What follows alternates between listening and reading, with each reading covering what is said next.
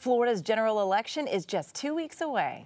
Some of the candidates are with us tonight to answer questions about important issues. Rally 2016 starts now. This original program is provided as a public service by WSRE, the League of Women Voters, and Pensacola State College.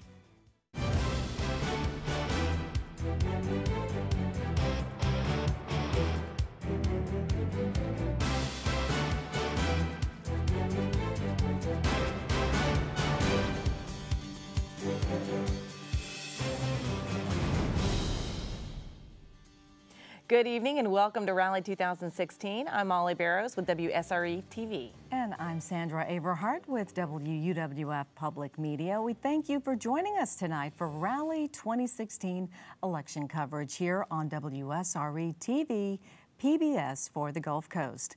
Rally is also being simulcast on News Radio AM 1620.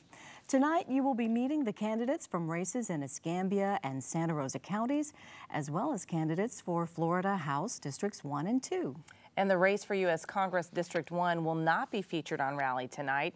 Instead, the candidates will appear on a special edition of WSRE's interview program, Conversations with Jeff Weeks. The candidates, Republican Matt Gaetz and Democrat Stephen Specht, will join host Jeff Weeks on Thursday, November 3rd for a live broadcast beginning at 7 p.m. And now here's a look at the races we will be covering tonight. We will meet the candidates for Florida House Districts 1 and 2. We'll also meet those for Santa Rosa County Commissioner District 1, or rather District 3, as well as Escambia County Commissioner Districts 1 and 3, Escambia Sheriff, Tax Collector, and School Superintendent. And the questions that will be put before the candidates have been provided to us by committees of the Pensacola Bay Area League of Women Voters, as well as the Okaloosa County League of Women Voters. These candidates have not seen the questions, and in each race, they'll be asked the same questions, and they'll have 45 seconds to respond. At the conclusion of the question and answer sessions, each candidate will have 45 seconds to deliver a closing statement. And we begin with the race for Florida House District 1 seat. Florida House District 1 covers the majority of Escambia County. There are two candidates on the ballot. Bill Fettke is running with no party affiliation, and he resides in Pensacola.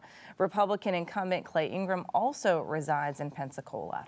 Now, Mr. Ingram is not able to attend Rally this evening. Mr. Fettke is here to receive the questions. Welcome, Mr. Fettke. Thank you for having me. All right, our first question goes to you now. The insufficient oversight of charter schools has resulted in indictments and closures of some charter schools around the state. What actions, if any, should the legislature take to increase accountability of the state's charter schools? Well, the charter school system has had a lot of faults, and the school system in general has faults that need to be corrected. The first thing I want to do is to get DC and get Tallahassee out of schooling. The government has not done anything to help us in that matter. We've had some great people come through America that was never part of the Board of Education. We've had Abraham Lincoln, George Washington Carver, Martin Luther King, Bill Clinton. Obama has never been part of the Board of Education. The Board of Education has done nothing but cause corruption, and it has dumbed down our kids. All right, thank you. And I want to quickly remind that the questions tonight for this race will alternate between Molly and myself. That's right. And the next question, Mr. Fettke, is this. The Florida Constitution provides that a third of the revenue from real estate transactions shall be used for land and water acquisition. However, the legislature has used a portion of these funds for salaries. How should this diversion be corrected? Well, we need to stick to our original plan. You know, why are we diverting money? We see that in every aspect of government. You know, we accepted the Obamacare system in Florida, but yet we took the government money and that got rerouted and it's not being used for proper funding. We're just using, everything that we have created is basically one big slush fund that legislation thinks that they could just take from wherever they want to take and use it for whatever they want to take or use it for. And it needs to stop, and it needs to be used for what it's designated for, just like the lottery with the education system. All right, question number 3 to you, sir. Recent data indicates citizens are increasingly registering to vote under no party affiliation. Please comment on whether Florida should consider moving away from the closed primary system. I do believe it should be moved away from the closed primary system. The two-party system has done nothing but cause problems for the citizens. We are fed up. Me running as a no-party affiliation, I'm fed up with both parties. And we need to do more to get independent voters, get the no-party affiliation voters involved with primaries. And the way to do that would be to go with the open. Okay. All right, thank you, Mr. Fetke. With the closure several years ago of state mental health facilities, local providers are unable to meet the needs due to inadequate funding. How should this issue be addressed? The mental health issue is a growing problem in America altogether. It needs to be addressed. It needs to be reevaluated. We need to look at it from the health point of view, and we need to really put more money into it and put more resources to where we could help solve this problem at an earlier time. All right, thank you. Our next question now. An estimated 280,000 people died from gun violence between 2004 and 2014 in the United States. What is your position on banning all sales of assault weapons and/or high-capacity magazines? I don't believe that is the true problem with America. The problem with America is we don't respect life anymore. We are not educating our kids to respect life. The parents need to do a better job of parenting and teach kids that, you know, it's not okay to shoot somebody. We are not living in a video game era. We need to teach these kids that, you know, what video game and what real life is are two different instances, and that you do commit a crime, you are going to be punished for that crime. But you know, we live in an era of everyone gets a trophy, so no one understands, you know, the losing aspect of this. And you know, when you lose in the gun game, you lose a life, and people just are not respecting that. All right, thank you, Mr. Fetke. Our next question. Florida leads the nation in transferring children to adult courts. Florida law allows the prosecutor to transfer juveniles to adult court without a hearing or input from a judge. What changes, if any, would you recommend for this system? I do believe that we have to have a judge that makes that decision. You know, we have 14-year-olds who are mimicking their favorite rap star or their favorite movie star and committing crimes, and they're not really fully understanding what happens, a consequence from that. Once again, it goes back to the parenting of teaching kids the value of life and the value of their own life. And once we could establish that part, then we could start helping with others. But you know, as far as moving a kid, an underage kid, to adult court, you're ruining that kid's life for good, and you're giving them no hope for rehabilitation. All right, our next question. Florida is one of 3 states that does not automatically restore voting rights to felons who have completed all of their legal obligations. As a result, 1.6 million individuals cannot vote, hold office, or serve on a jury. What action, if any, should the Florida legislature take to correct this system? You got to let them vote. They have done their time for their crime. You know, they've done exactly what the state has told them to do. They have done it. So in order for them to go back into society and become a person, they have to have their rights restored. All right, thank you. And Florida is one of 3 states, well, we mentioned that one. In view of the multiple health services provided by Planned Parenthood, what is your position on continued state funding for this group? The state funding, I think, needs to definitely stay, if not increase a little bit as far as the mental health goes. You know, we are experiencing, you know, with the VA, you know, they're not supporting our vets the way that they should be. That is a big group that is now starting to come into fruition. You know, we can't let these people just be left out in the cold. Some of them have serious issues that need to be resolved. And without the proper insurance, they can't get the proper care. So we do need something to help the mentally ill to be part of society again. All right, thank you. We're down to our final question for Mr. Fetke. What qualifications make you the best candidate for this office? I'm a small business owner. I own 2 businesses in my district. I am also in the healthcare industry. Right now, those are the two biggest problems we have in Florida, is the lack of jobs and the healthcare system. I am very experienced at both of them. My opponent is not. He is a career politician, fresh out of school. He started his political life.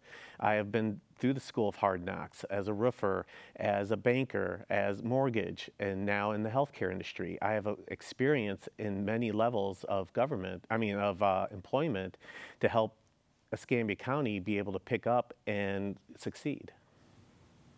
All right, thank you so much, Mr. Fettke. And that concludes the questions for Florida House District 1 race. Again, a reminder that Mr. Clay Ingram is not attending rally this evening. Mr. Fettke, though, you have 45 seconds to make your closing remarks. My name is Bill Fettke. My website is billfettke.com. I am for the Fourth Amendment. I do not believe that the government or police have the right to illegally search you without a proper warrants. I am against Common Core. I do not believe in one-size-fits-all government. I do believe that we need to abolish the Board of Education. I am for the people, and that's why one of the reasons why I'm running as a no-party affiliate. I believe in principle over party, and right now we're in a society where the electors are only voting for the party and they're leaving the people behind. I will not let that happen. And I am Bill Fettke, and vote for me. Thank you. Thank you, Mr. Fettke. And we are taking a short break. When we come back, the race for Florida House District 2. Stay with us.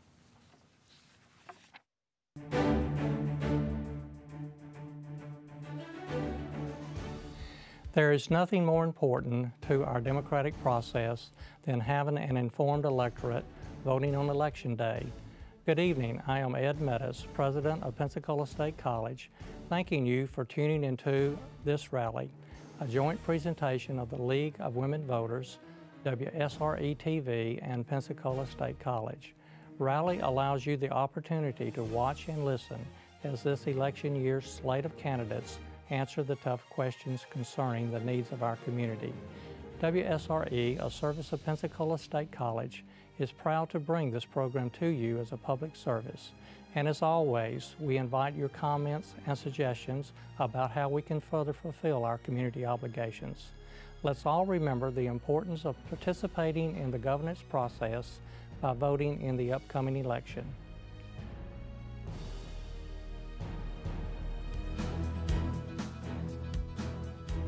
There are 3 ways to cast a ballot in Escambia County: by mail, early voting, or at your precinct on Election Day. To vote by mail, contact the Escambia County Supervisor of Elections office. You can write, phone, fax, email, log on to their website, or ask in person at the supervisor's office on Palafox Place in downtown Pensacola. Ballots must reach the Supervisor of Elections office by 7 p.m. on Election Day. Early voting takes place from Monday, October 24th through Saturday, November 5th at the times and locations listed on screen. There are early voting locations in Greater Pensacola as well as in the southern, western, and northern areas of the county. On the day of the general election, Tuesday, November 8th, voting takes place at your polling location from 7 a.m. until 7 p.m. You must vote in the precinct in which you live and are registered. To verify your precinct, log on to escambiavotes.com. Be sure to bring photo and signature ID with you.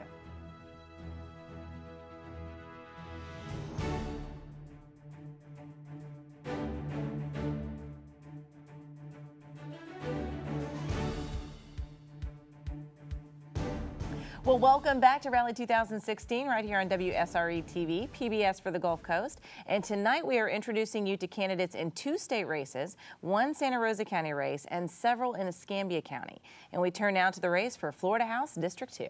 This district covers the southern part of Escambia County and Gulf Breeze in Santa Rosa County. There are 2 candidates on the ballot, Democrat Ray Guillory and Republican Frank White. Now, Mr. White will not be attending rally tonight, but Mr. Guillory is here to receive questions. Welcome. Well, thank you for having me. Thank you so much, Mr. Guillory. And we begin, of course, with you with our first question tonight. More than 500,000 poor working Floridians have no health insurance, and at the same time, the legislature refused to participate in the federal Medicaid expansion. How should these medical needs be addressed? I believe that we should have taken the money. You know, unfortunately, people in Tallahassee wanted to play political games with children's lives.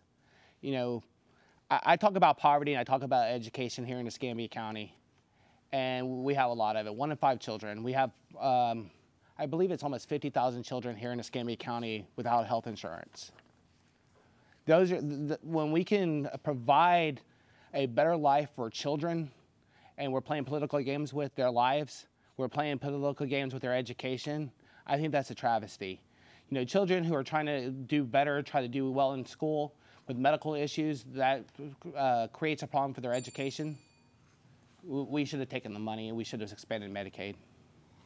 All right, our next question. Parts of Florida are witnessing the alarming rise of sea level firsthand. What is your opinion about the current resources dedicated to this issue in the state, and what actions will you take to further address this issue? Well, you know, environmental issues are big here in Florida. Right now we're voting on Amendment 1. We need to get away from the old system that creates the pollution, that creates the global warming that's causing the problems in Florida to begin with. But that's not really a state issue. In the state, we do need to prepare for these issues. We need to prepare for hurricane readiness. We need to prepare for sea level rise, especially in the southern parts of Florida. We need to make those investments. We need to be proactive. We can't wait till those disasters happen. But we'll also have to work with our federal government to make sure that we are doing the things in the state of Florida, like passing real solar initiatives to help in the global warming problem. And remember, the bell gives you have 5 seconds. more seconds. Okay, thank you. Okay. All right, thank you, Mr. Guillory. Florida leads the nation in transferring juveniles to adult courts, and Florida law allows the prosecutor to transfer a child to adult court without a hearing or input from a judge. What would you do to change the system? I think that we have to realize that children are children and adults are adults. I don't think that a child should be going to adult court at all. I think until we decide that, hey, this person is an adult, they get all the adult responsibilities, we're not going to give them adult punishments. Here in Escambia County, we are the highest in the state of Florida for children being arrested. You know, until we deal with underlying issues like education and poverty, we're not going to solve criminal justice. And what we need to do is work to make sure that these children, and they are children, have an opportunity for redemption. We can't just lock them away as adults and leave them. You know, they haven't even developed the sense of life to not know to make these mistakes that are going to last them a lifetime. Children should not be charged as adults. All right, thank you. Our next question. What is your opinion of the DEP decision to allow less stringent restrictions on carcinogens in Florida waters? It's bonk. You know, water, without water, we don't live. And without water, water is the mainstay of the Florida economy. From the beaches to tourism, it's what we depend on. And allowing it in drinking water, I mean, what are we telling the rest of the world? Hey, come to Florida and drink water with carcinogens. Why would we want to do that? Why would we want to allow more things that are toxic to human beings in water? We need to be more stringent on things to protect people. You know, if people talk about ending business regulations because of the costs on business, well, these are the things we're talking about, that the human cost is a lot more important than the actual business cost. All right, thank you. Well, currently Florida law does not require background checks for firearm purchases at gun shows as well as online.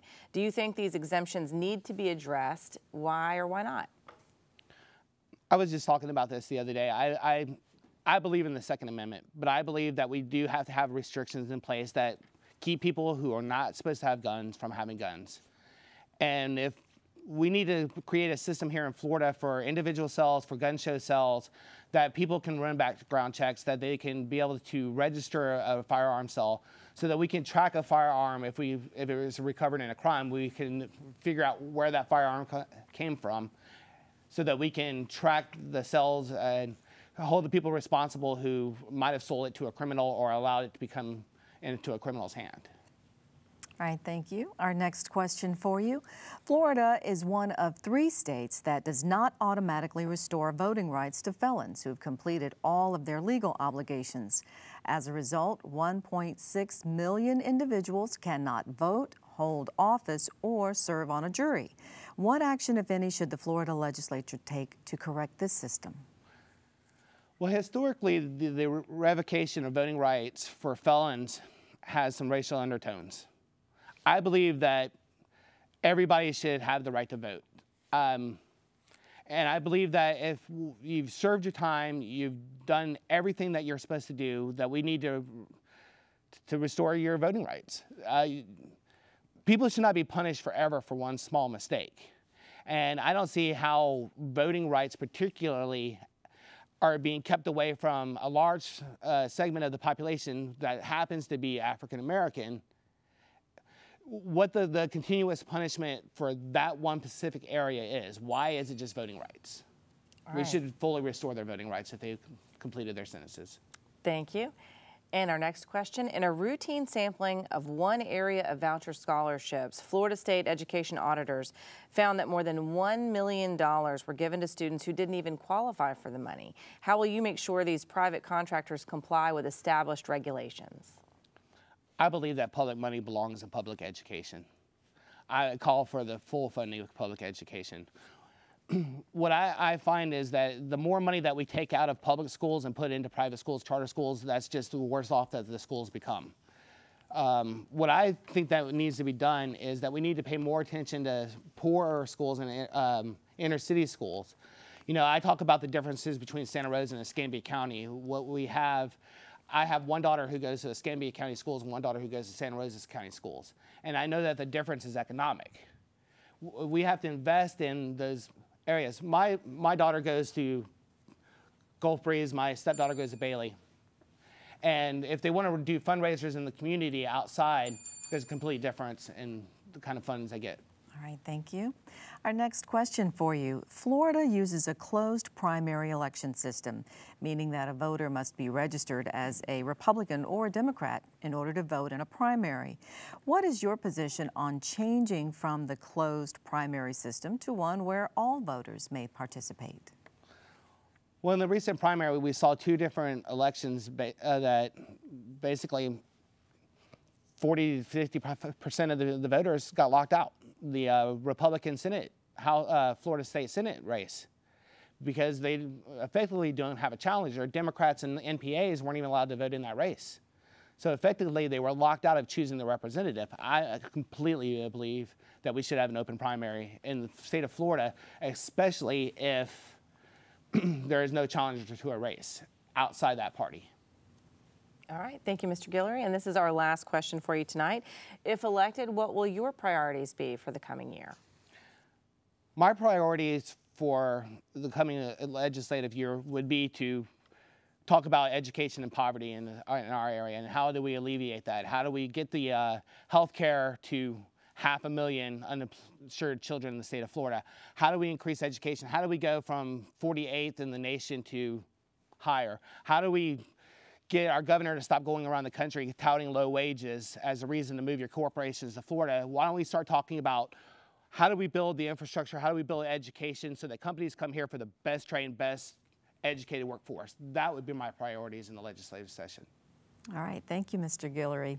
It is now time for closing statements. And again, the Republican candidate, Mr. White, is not attending rally this evening. Mr. Guillory, you now have 45 seconds for a closing statement. Thank you for having me tonight. I appreciate it. My name is Ray Guillory, and I'm running for the Florida House here in District 2. You can find out more about me at rayguillory.com. Now, this is an election. It's not like buying a refrigerator, but you should compare candidates side by side, see where we stand on the issues, make a decision. And now that I've said that, I have to say my campaign manager today, her father is on his deathbed. I want to say hello to Carol, and I appreciate everything you've done for me.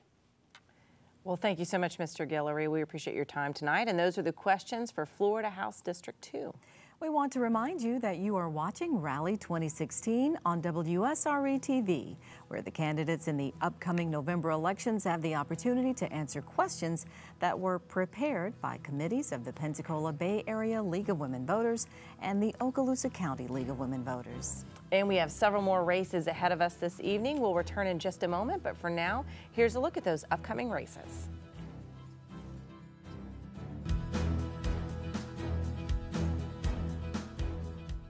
Thank you for watching Rally 2016 on WSRE-TV. I'm Mary Blackwell, President of the League of Women Voters of Okaloosa County. For nearly 30 years, the Okaloosa and Pensacola Bay Area Leagues have provided questions for events like tonight's forum as a service to our local communities. The success of our democracy depends on active participation by informed citizens, which begins with voting. The League of Women Voters is nonpartisan, which means we do not support or oppose parties or candidates. This rally is one way for us to make accurate and nonpartisan information available to voters. You can also contact us for explanations of amendments, merit retention of judges, or other ballot issues. We invite women and men to attend our public events or join us as members of League. For more information, please see our website, and you can contact us there too. Please remember to be an informed voter this year.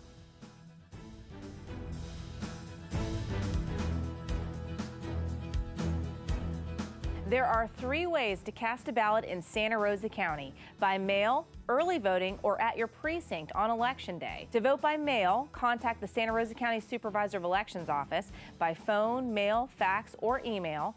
Ballots must reach the Supervisor of Elections office by 7 p.m. on Election Day. Early voting takes place from Monday, October 24th through Saturday, November 5th in Milton, Pace, and at 2 locations in the Greater Gulf Breeze area. Early voting hours each day are 7 a.m. until 7 p.m. On the day of the general election, Tuesday, November 8th, voting takes place from 7 a.m. until 7 p.m. You must vote in the precinct in which you live and are registered. Be sure to bring photo and signature ID with you.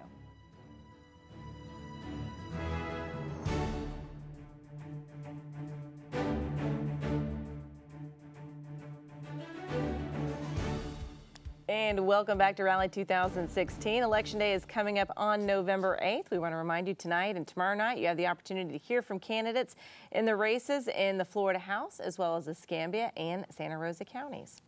And now it is time to meet the 2 candidates running for Santa Rosa County Commissioner District 3. And we want to remind you that we will be introducing and questioning these candidates in alphabetical order. And our first candidate is Mr. Aubrey Penton, who is running with no party affiliation, and incumbent Mr. Don Salter, who is the Republican candidate. Gentlemen, welcome. Thank you. Thank you. And again, we begin in alphabetical order with Mr. Penton. And this is your first question, Mr. Penton. Following the rejections by voters to fund construction of a new courthouse, how should the commission proceed on this issue? That's one thing that's been bothering the citizens and the county for 16 years. And we need to move forward and make it where there's just 2 places, 2 locations for the voters to vote for.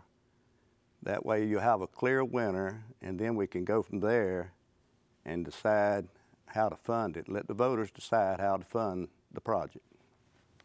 All right, thank you so much, Mr. Salter. Same question for you. Following the rejections by voters to fund the construction of a new courthouse, how should the commission proceed? Well, here again, I think it was more about location than the courthouse itself. I think most people agree that we need a new courthouse. We always get hung up on location. 3 years ago, I was one of the ones who led the charge for the county to do a demographic study of the county. And we hired a consulting firm to come in and look at the demographics of the county, south end, north end, east end, west. That consulting firm said that courthouse should be located someplace within 1 mile radius of Avalon Boulevard and Highway 90, based on the demographics. So I think the board needs to go back after the first of the year, revisit that demographic study, and let the demographics drive the location of the courthouse and not political choices. Thank you. All right, this next question to you, Mr. Salter, first. What is your top priority for expenditure of funds from the recent half-cent sales tax that was approved by voters? Well, first of all, I want to thank all the citizens of Santa Rosa County who voted for the half-cent sales tax. It was a wise thing to do. It's helped take the pressure off of property taxes. That's the first time they've ever approved a half-cent to go toward infrastructure, and that'd be my first priority.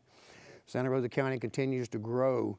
We rank number 7 in the state of Florida on growth. We're having about 2,000 new people a year. Over the last 10 years, we've added 20,000 people.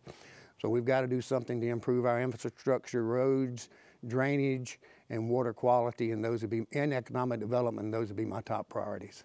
All right, thank you. Now to you, Mr. Penton, what is your top priority for expenditure of funds from the recent half-cent sales tax approved by voters?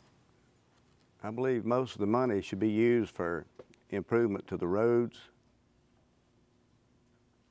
and to fix drainage problems and any other infrastructure that we need to update. All right, thank you, Mr. Penton. And we begin our next question with you. From daily arrest records, the county is experiencing an increase in the use of heroin. How should the county address the mental health and law enforcement aspects of this epidemic? Well, I'm not real in tune with the epidemic. However, we need to be more proactive in our assessment of the situation, and we need to make our deputies higher paid, more competitive, where they can take care of the situation. Thank you, Mr. Penton. Mr. Salter, question to you as well. What is your reaction? How should the county address the mental health and law enforcement aspects of the epidemic of use of heroin? Well, we're going to have a new sheriff in Santa Rosa County. Sheriff Bob Johnson is the new sheriff after Sheriff Hall is retiring. I think we need to sit down and have a conversation with Sheriff Johnson and get his input on what he thinks we need to be doing. I do know that the approval of the half-cent sales tax, part of that can go toward offsetting the cost of operating the Sheriff's Department, making some of that money more available for deputy salaries. So hopefully we'll be able to add more deputies to the county. But first and foremost, we need to have that conversation with the new sheriff. All right, our next question to you, Mr. Salter. First, there is evidence that wastewater from fracking is toxic. What are your concerns with fracking that is currently underway in North Santa Rosa County? Well, here again, like I've said in the past, I think that decision needs to be based on scientific study of fracking and not emotions. I know up in Jay, they do deep water injection, deep well injection, not fracking, and that creates an awful lot of high-paying jobs up in Jay. So we got to make sure whatever decision we make it on science and not emotions. All right, thank you, Mr. Penton. This question to you now. What are your concerns with fracking that is currently underway in North Santa Rosa? I don't currently have any problem with the fracking unless somebody proves that it's actually causing environmental damage. All right, thank you. All right, Mr. Penton, and we begin our next question with you. Public transportation, of course, is vital to access employment and health care. Do you support public transit for Santa Rosa County? Why or why not? If there's a need for it and it can help self-fund itself, I have no problem with that, but I don't want to subsidize a system if there's not enough use for it and there's no way to pay for it. Thank you. Mr. Salter, public transportation, of course, vital to employment and health care. Do you support public transit? Why or why not? Here again, about 3 years ago, we had a pilot program in place that we ran public transportation along Highway 90 as a feeder route into Escambia County. So I was a big supporter of it then. I was disappointed when the board did not reapprove expanding that. I think education, health care, employment, a lot of things depends on public transportation, and I'm all for it on a limited basis. All right, thank you. Our next question will go to you, Mr. Salter. What role should the county play to provide temporary housing for homeless families? Well, I think that we already do a pretty good job. We have in our land development code a piece for low-cost housing. So I think we need to continue to work toward that low-cost housing and make adjustments where we need to. All right, thank you. And now to you, Mr. Penton, what role do you think the county should play in providing temporary housing for homeless families? The county should continue to support the faith-based community. We now have a couple of places for cold night sheltering, and then there's places for temporary stays for families until they can get on their feet, and they educate them and teach them how to get out of the situation they're in. Thank you. All right, candidates, this is our last question, and Mr. Penton, we start with you. How do you perceive your duties as representative of the entire county versus your district? Could you repeat that, please? How do you perceive your duties as a representative of the entire county versus just your district? Well, the entire county is important to me, all voters in all areas. I love it from the beach all the way to the woodlands. And the only thing is, in my district, I need to be concerned about the actual things that I am responsible for, such as Whiting Field, the agricultural industry, and anything else in District 3. All right, thank you, Mr. Penton. Mr. Salter, how do you perceive your duties as representative of the entire county versus your district? Well, here again in Santa Rosa County, we have 5 commissioners. We already run at large. I tell people all the time that any elected official who makes a decision about anybody's life, that those people should have the right to vote for them or against them. So I'm all for all commissioners representing all the people in Santa Rosa County. All right, well, thank you so much. Thank you, candidates. And that concludes the questions for Santa Rosa County District 3. You now each have 45 seconds to make your closing remarks. And continuing in the order, we begin with Mr. Salter. You have 45 seconds, sir. Well, first of all, thank WSRE and thank the League of Women for hosting the event tonight. I am Don Salter, Santa Rosa County Commissioner, District 3. I've been privileged to serve the citizens of Santa Rosa County for the last 16 years. I was the winner of the primary election with 62% of the vote, and I want to thank the people who voted for me. Like I said earlier, my focus will continue to be on the military. I have 25 years experience working throughout Northwest Florida to protect our military bases, especially in Whiting Field, where we have created what is known as the Navy model for buffering around that base to prevent incompatible construction. I'm all about creating jobs. I worked for many, many years to bring jobs to Santa Rosa County. Our unemployment rate's about 4.3%, some of the lowest in the state. So I want to continue to make Santa Rosa County a great place to live, work, and play, and thank you. Thank you. And now to Mr. Penton. You have 45 seconds for a closing statement. I'm Aubrey Penton, and if I'm elected your county commissioner for District 3, I will work for all the people in Santa Rosa County, not just the special interest groups. I have received no funds, no campaign funds from any businesses or any special interest groups. Thank you very much, and vote Aubrey Penton between now and November the 8th. All right, thank you both. And we turn now to the race for Escambia County Commissioner, District 1. And now it's time to meet the candidates for Escambia Commission District 1. There are 2 candidates on the ballot. The Republican is Mr. Jeff Burgosh, and the Democrat, Ms. Audra Carter. And now we have our candidates here. Welcome, candidates. Our first question will go to Mr. Burgosh. Our local environment was heavily damaged by the BP oil spill. Please identify one environmental project that you would recommend to be funded by future restoration dollars. Well, we had a committee that was put together that looked at all the problems, and they've already identified several. Carpenter's Creek was one of them. I think there's a big meeting next week about that one. I think there's a lot of beach renourishment projects that could be funded with that. So I think you look at where we really took devastating impact, and that would be the beach, where the oil hit the beach. I'd like to concentrate there and then work our way inland. But again, the county has chartered a committee. The committee identified a long list of environmental projects, and many of them have already been programmed. All right, this question to you now, Ms. Carter. Please identify one important environmental project that you would recommend to be funded by future restoration dollars. I think one of the biggest problems that we have is with our water.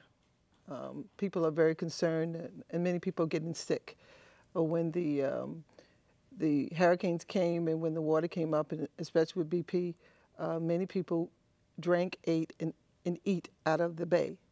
So one of the projects I want to see happen is we really need to stay on top of what's really going on, what's in our water, what our people are drinking, and really be proactive about that and seeing how that transcends to the health issues that will come in that are on the rise.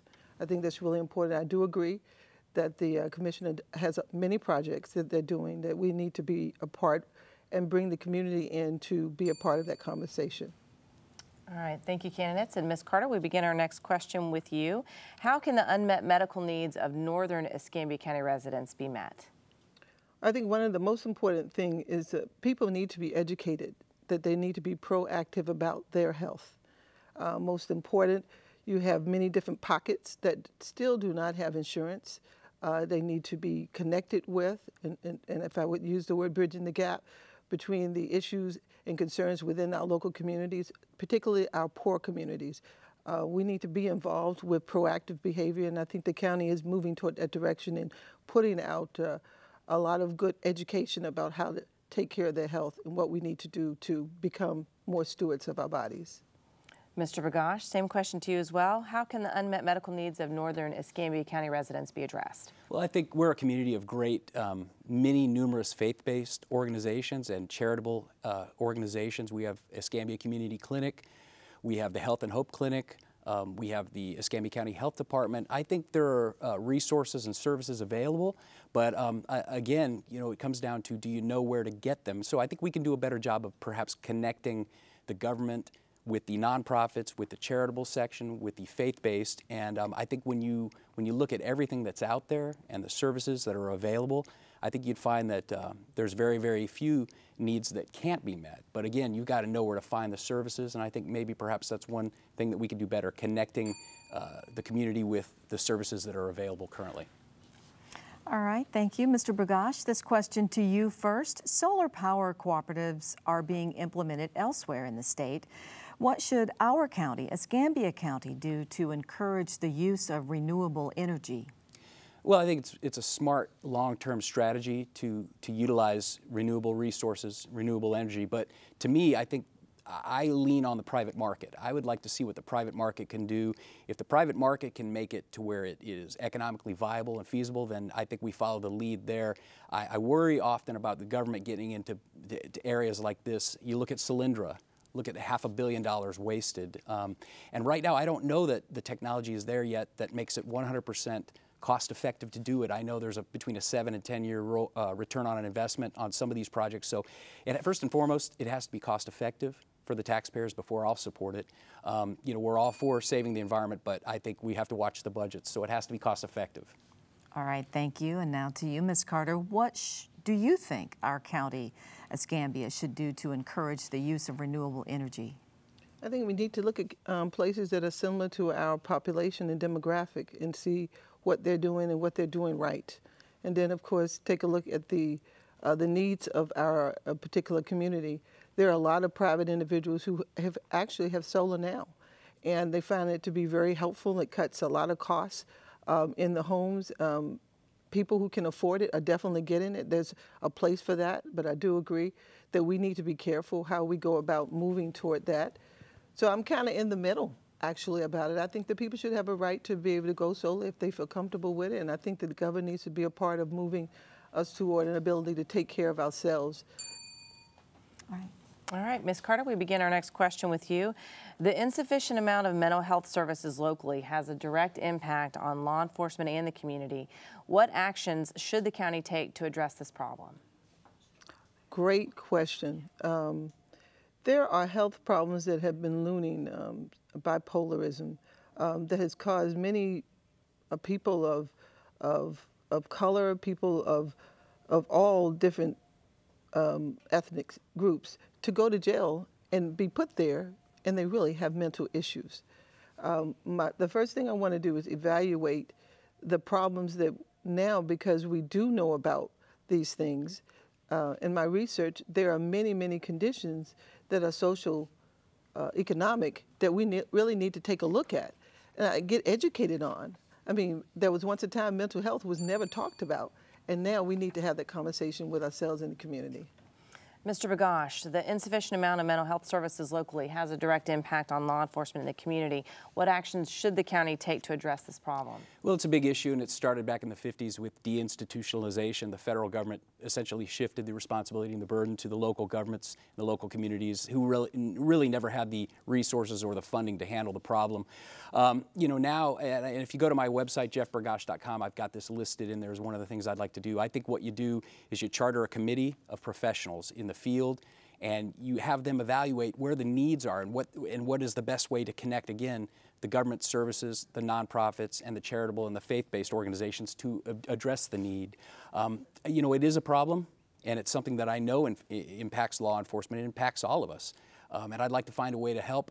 And I know that there's a lot of these folks that have these issues. Our military veterans coming back, 22 of them a day commit suicide. So we've got to get a handle on it. The committee approach, I think, is the best way. All right, thank you, Mr. Burgash. And this question will go to you first. Escambia County has recently acquired from the Navy Outlying Field 8, located on 9 Mile Road, adjacent to Navy Federal. What do you envision as the best use for this property? Well, the costs continue to rise on that project. It's near and dear to my heart. I live right across the street, literally, from that. It is an opportunity to create 4,000 high-paying jobs if we do it right. The problem is we've let the costs get out of control. We lost the handle on the negotiations, and now the Navy really has us behind the 8 ball, and they're requesting a lot of upgrades to the field we purchased for them in Santa Rosa County. You know, I was a supporter when we were swapping like-kind properties, you know, open field with a game fence, open field with a game fence. But now we're building sophisticated fences, lighting, perimeter roads, all these other things. I think if they're going to keep rising the costs on it, the only viable option for OLF8, if we go down that road, is to make it a commerce park. Make it a commerce park. That way we get the return on the investment. Otherwise... All right, thank you. Thank you. And now to you, Ms. Carter. Again, the question, Escambia County has recently acquired from the Navy outlying Field 8, which is on 9 Mile Road, adjacent to Navy Federal. What do you envision as the best use for this property? Creating jobs and opportunities for businesses, small businesses, to come together, you know, take and, you know, do a shining example of what a community can do when it comes together. I do realize, and I sat through many hours of what is going on with the swap with the Navy, and the commissioners did right. They said we're going to sit down with them, we're going to stop, we're going to come to a conclusion about how we're going to move forward. And the most important thing is we have to stay with that project and move it forward. But we can't do it with bleeding. And so I'm very concerned about that. The other thing I think that's very important is we need to allow the citizens to be a part of it in conversation. All right, thank you. And Ms. Carter, we begin our next question with you. In your opinion, what is an appropriate division of the local option sales tax or lost funds between the county and the city of Pensacola? Our infrastructure is a big issue, and those dollars actually, that 1% is actually earmarked for that. But I know that there are a lot of other things that it can be used for. I am all for what is necessary to move our community forward. We have 5 county commissioners, and even the best laid plans of mice and men don't work. I think they take the problems at the time, but I think we have a big problem with infrastructure. I think we need to deal with it head on and make a plan so that we can start taking care of the old pipes in the situation. I think without doing that, we continually have a problem with bringing businesses to this area that would want to be here, because everything's going to be so much higher for them to be able to make their businesses work. All right, thank you, Ms. Carter. Mr. Bagash, in your opinion, what is an appropriate division of the local option sales tax funds between the county and the city? Well, I think the appropriate thing to do would be for the county commission, the mayor, the county administrator, and the staff to get together and really look at what all the needs are. I know the needs are never ending, and the amount of money that's available is a very finite quantity, but I mean, to put a percentage on it, you know, I would be reluctant to do that. I think you sit down with folks, you look at, hey, what do you need? I know recently they had a big battle over the gas tax and the percentages, and a lot of these things, there's a formula for it. It's a formulaic equation, but I think you sit down in a room, you figure out what do we need, because let's face it, the city of Pensacola, Escambia County, we're one community. Let's work together, right? Let's work together and be rational about it. Split the money where we can to provide the maximum benefit for the citizens. That's the way I would do it. All right, thank you. And this question to you first. Beach renourishment is an ongoing problem for Pensacola Beach and Perdido Key and costs approximately $40 million every 7 to 10 years. How do you think the county should plan ahead for these costs? Well, I mean, you know, you can't count on the hurricane to come and get the money that way. So I think what you have to do is look at grant opportunities, the federal government, the state, look for the grant opportunities, you know, plan ahead, set aside a portion of the lost funds, and I believe they do that now. And, you know, but it is what it is. It's a barrier island. It's going to be eroded. But at the other end of the equation is the amount of money and revenue that it generates for the county, whether you're talking about the tourists that come in and spend money, or the property tax those properties generate. I mean, that's a big part of our economy. It's an expensive cost, but it's a cost of doing business. We wouldn't want to not have the beach, right? So we've got to continue to do it the way we've been doing it, maybe look for more grant opportunities, and maybe be a little more proactive with the saving. But it is a cost, it's a real cost, and it's a cost that we have to continue to pay. All right, thank you. And now, Ms. Carter, to you. How do you think the county should plan ahead for beach renourishment on Pensacola Beach and Perdido Key that costs $40 million every 7 to 10 years? Well, I think what we're doing with tourism is one of the biggest ways that we can look forward to the future. We have to take care of our beaches because that's one of our most important assets that we have. Many people come here from far and wide to be at our beaches. So I think you got to do both of them. I think you got to put a plan in place that we can continue to do that, but bring in more business, bring in opportunity, bring in more jobs is an opportunity that we are actually doing now with our tourism community right now, Visit Pensacola, and I think we have to really capitalize that. That is one of the most important things I believe that's going to bring more money here so we can actually take care of keeping our beaches up. All right, thank you, and thank you, candidates. It is now time for closing statements, and we will begin with Ms. Carter. You have 45 seconds. You know, I love my community, and I think that this is one of the most turbulent times that I've seen in the political arena. Our community is crying out for a voice, and they're crying out for a voice for someone who is going to listen. I think that being contrary and pushing your plan down people's throats is over. I think you need to pull people to the table, but really listen to them and make them part of the collaboration. Working with the city, county, and other municipalities is critical to moving us forward. But the most important thing we can do is own our own leadership. Make sure that we come to the table willing to agree. All right, thank you so much, Ms. Carter. Mr. Bergosh, it is now your turn for closing remarks. You have 45 seconds. Thank you. I am Jeff Bergosh. I'm your Republican nominee in this election. I want to thank everyone who supported me in the primary. I had a very, very tough primary, but I really enjoyed the opportunity to meet over 8,000 of you going door to door because I do listen. And I've listened to what your concerns are, whether it be drainage issues, unsafe roadways, unsafe intersections, a lack of good jobs. I've listened, and I've formulated that into a plan that I will put into effect if I'm so fortunate to be voted into office. So you can look at that plan right now at jeffbergosh.com. I'd encourage you to do it. I just say, you know, look at the best predictor of future performance is look at the past. For 10 years, I've been there on the school board. I've been a voice of sanity, a voice of fiscal restraint, a leader, and I'll continue to do that. Please vote Bergosh, and I appreciate it. All right, thank you, candidates. And we are taking a short break right now. Stay with us for more Rally 2016 here on WSRE-TV, PBS for the Gulf Coast.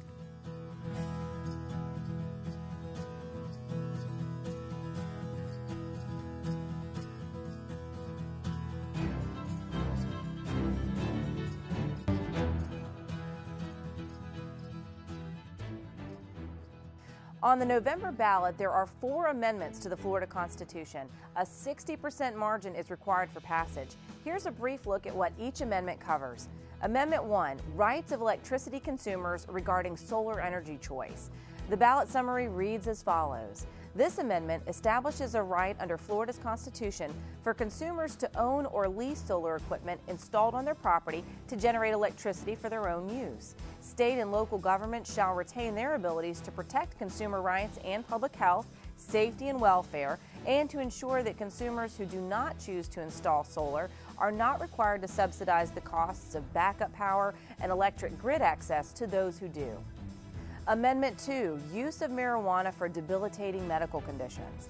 The ballot summary reads as follows. Allows medical use of marijuana for individuals with debilitating medical conditions as determined by a licensed Florida physician. Allows caregivers to assist patients' medical use of marijuana. The Department of Health shall register and regulate centers that produce and distribute marijuana for medical purposes and shall issue identification cards to patients and caregivers. Applies only to Florida law and does not immunize violations of federal law or any non-medical use, possession, or production of marijuana. Amendment 3, tax exemption for totally and permanently disabled first responders. The ballot summary reads as follows. Proposing an amendment to the state constitution to authorize a first responder who is totally and permanently disabled as a result of injuries sustained in the line of duty to receive relief from ad valorem taxes assessed on homestead property if authorized by general law. If approved by voters, the amendment takes effect January 1, 2017. Proposed constitutional amendment number 4 appeared on the August 30th primary election ballot and was passed by the voters of Florida. It was entitled Solar Devices or Renewable Energy Source Devices, Exemption from Certain Taxation and Assessment. The title of Amendment 5 is Homestead Tax Exemption for Certain Senior, Low-Income, Long-Term Residents Determination of Just Value. The ballot summary reads as follows: proposing an amendment to the state constitution to revise the homestead tax exemption that may be granted by counties or municipalities for property with just value less than $250,000 owned by certain senior, low-income, long-term residents, to specify that just value is determined in the first tax year the owner applies and is eligible for the exemption.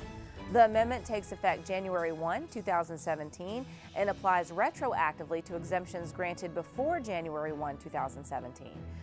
For more detailed, nonpartisan information, you can access the Florida League Voters Guide. Log on to thefloridavoter.org, the website for the League of Women Voters of Florida. Follow the steps shown on the screen in order to obtain the Guide to Florida Amendments. The guide will display a synopsis of the amendment and an explanation of what a yes or a no vote will mean.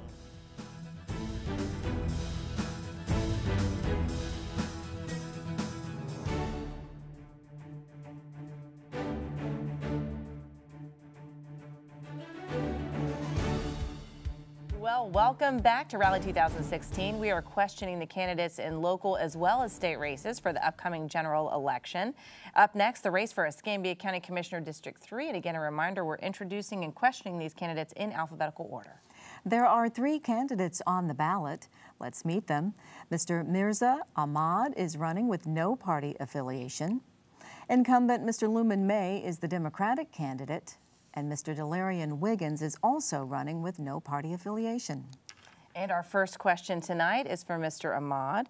What is your position on charging impact fees to reduce the cost of new development in the county? And you will receive this question first, and then we'll move on down the line. Go ahead, Mr. Ahmad. Yeah, I want to do whatever the best in the community, whatever best for the public, and I want to change a lot of building codes so people can start some more improvement and do more business. Thank you so much. Mr. May, what is your position on charging impact fees to reduce the cost of new development in the county? Absolutely, we have to have impact fees, but impact fees have to be reasonable, because when you assess impact fees to the citizens or to the builder or the developer, that fee is passed on to the citizen, which makes the cost of the house more expensive. But certainly when you tie into a sewer system, you tie into our water lines, there is an adverse effect on our system. And in order to make sure that we continue to improve our infrastructure and we maintain a infrastructure that is good for our citizens, we have to charge an impact fee. But again, that impact fee has to be reasonable. All right, thank you, Mr. May. Mr. Wiggins? Again, you know, the impact fees definitely have to be reasonable for the citizens also. And really using those resources, again, that funding to, again, look at the infrastructure, building more on the infrastructure, and to ensure that the citizens are getting what is best for them. All right, thank you. All right, we're up to question number 2, and it'll go first to Mr. May. What role should the county play in reducing homelessness in our community? I mean, the #1 job we have as an elected official, as a county commissioner, is the public safety of our citizens. And so we have to ensure that we provide for the safety. You know, a part of providing for safety is to provide adequate housing, to provide affordable housing, and to provide opportunity. And so we have a large homeless population, which correlates to a high rate of poverty in our community. We have a lot of retired military veterans who are homeless. We have a responsibility, I believe, to not only provide them a shelter, but provide them all of the human services that will provide them the opportunity to provide for themselves. And so I'm very supportive of creative programs that eliminate homelessness in our community.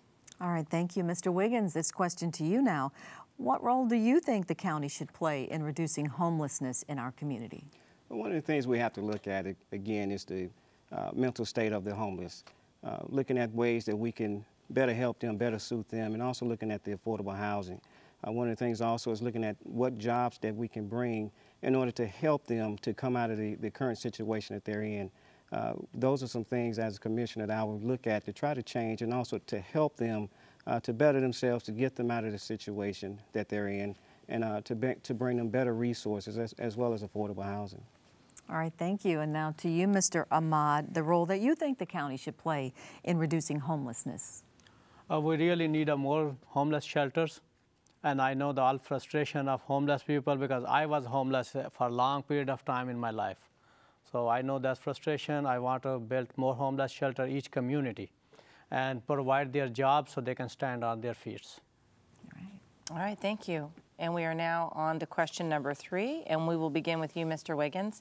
Many local residents are unable to take advantage of job opportunities because of insufficient public transportation. What would you do to improve the situation in Escambia County? Well, looking at the transportation industry, what can we do to bring, again, affordable transportation to these individuals, transit systems that's affordable, that can actually go out to these areas to ensure that these people, the citizens are getting back and forth to work in order for them to improve their quality of life. Thank you. Mr. Ahmad, what would you do to improve public transportation in Escambia County? Yeah, this is I already mentioned in my website. So if anyone can visit ahmedfarcommissioner.com, I mentioned that people cannot go to jobs, so we need more public transportation. We need to improve that too. And I will work with the other county commissioner to improve that. All right, thank you. Mr. May? Thank you. That's a good question. I mean, we are a microcosm of the United States of America, and we know that mass transit is constantly changing with the creation of Uber and other modes of transportation. I think that, we have to create more routes in our public transportation or our ECAT. We have to look at our citizens with disabilities as we create more community transportation. But more importantly, we need to look at how do we create businesses within the community that are walkable. And so we need to create a more walkable community, a more sustainable community and connectivity in terms of sidewalks, in terms of bringing businesses right back into the neighborhoods where our most vulnerable citizens live. All right, thank you. Thank you, gentlemen. And we're up to question number 4 now, and it'll go first to you, Mr. Ahmad. As a result of the recession, library hours and services were reduced significantly. Now that the economy is recovering, what actions will you take to restore this valuable community resource? We need to keep library open. My idea is to open 24 hours because some people cannot come on the daytime. So we need to improve that too. And provide mostly not only the books, some computer and some electronic systems too. So people can learn some computer skills too in library. All right, thank you. Mr. May, next to you. Now that the economy is recovering, what actions will you take to restore this valuable community resource in terms of library hours and services? Well, I mean, libraries are critical to our community, but they're evolving and forever changing. And so, we certainly need to possibly look at extending the hours, but we certainly need to take mobile libraries back into the communities, and those communities that don't have the, as we just had the mass transportation question, don't have transportation to get to those libraries. But more importantly, because of cyber, because of computers, because of the internet, not necessarily do we have to look at the traditional brick and mortar libraries, but our community centers, our resource centers can serve as libraries. Our homes can serve as libraries as we create a broad band of computers that makes the internet accessible to all children. And when we have communities that don't have libraries, we can partner with our school district, such as we're doing at Oak Crest in the Evanwood community. All right, thank you. Mr. Wiggins, to you.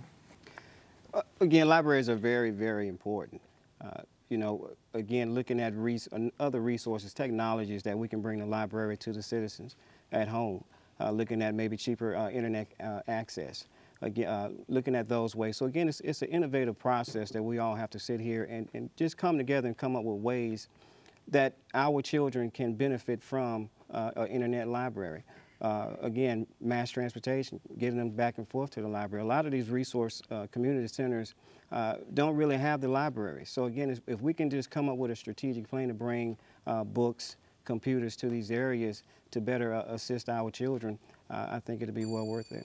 All right, thank you. Mr. May, we begin our next question to you. What is your stance on current budgetary allocations for mental health services and substance abuse treatment in Escambia County? Certainly we could do more, Molly. If you followed me, I've been an advocate saying that many times the incarceration rate is high because we have a vast majority of those citizens who have mental health issues. We've worked and funded Lakeview. We've been very supportive of juvenile mental health support to agencies that have come. We have to continue to work with that, but it's not something that starts when a kid is in high school or when they're out of high school. We have to begin to work with our school system to identify those children who are suffering from mental health issues issues at an early age and make sure that we implement the right policies and collaborate with our school board and our other state officials to make sure there are not unfunded mandates and that we're getting the resources not only from the state but from the school district in a collaborative effort. All right, thank you so much. Mr. Wiggins, what is your stance on current budgetary allocations for mental health services and substance abuse treatment in Escambia County? Well, mental health issues is very important. Again, coming up with ways that we can actually sit down and make sure that the people who have mental health issues are taken care of, whether it's our veterans coming back from war with PTSD, or whether we're going out here on the street and looking at the homelessness who are suffering with some type of mental issue. We have to look at those things and have a conversation with them, find out what is their actual need, and then implement those resources so that they can better live and have a better quality of life. All right, thank you. Mr. Ahmad, what is your stance on budgetary allocations for mental health and substance abuse services in Escambia County? My idea is that we need to hire more trained people, and mental health, even state and federal have some fundings. We need to get the resources to hire more trained people, give them more benefits so they can focus on their mental health people. Thank you. All right, thank you, gentlemen. We're up to question number 6 now, and it will go first to you, Mr. Wiggins. The Environmental Protection Agency has verified that the former Superfund site on Pensacola Boulevard meets environmental standards and can be developed. What plan can you offer for use of this large acreage? Well, that's a great question. That piece of property can be used for multiple different things, whether it's a commerce park and bringing businesses to the District 3 in that area. So these are things that we have to look at in order to make sure that our city, our community is thriving. District 3 is one of the is listed as one of the poorest communities in District 3, in the county. So what we can do is energize that area to bring better businesses, better jobs to that area in order for the residents in District 3 to thrive. All right, thank you. Mr. Ahmad, this question to you now. What plan can you offer for use of this large acreage, the former Superfund site on Pensacola Boulevard? That location is the best for new jail, and if they already decided somewhere else, I want to bring more industries there, so create more jobs. All right, thank you. And Mr. May, now to you on what plan you can offer for use of the former Superfund site on Pensacola Boulevard. Certainly, we've talked a lot about that. That is in the central part of Pensacola. That former Superfund site is an ideal for a commerce park in light manufacturing industries that could be brought there. We have rail, we have easy access to the interstate. We have a lot of mobile opportunities in terms of transportation and developing that property. But first, we have to make sure that we work out the relationship with the city ownership, the county ownership, and with the federal government, and not only looking at what we think as an economic development driver and job creation, but what that surrounding neighborhood and what those citizens in that neighborhood want to see attached to their neighborhood. All right, thank you so much. And this is our last question for our candidates tonight, and we begin with Mr. Ahmad. With the underemployment and poverty problems in Escambia County, what plan can you propose for using BP settlement funds to offer job training?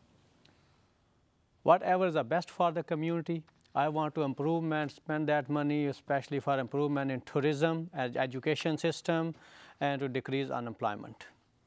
Excellent. Thank you so much. And Mr. May, we turn now to you with this question. With underemployment and poverty issues in Escambia County, what do you propose for using BP settlement funds to offer job training?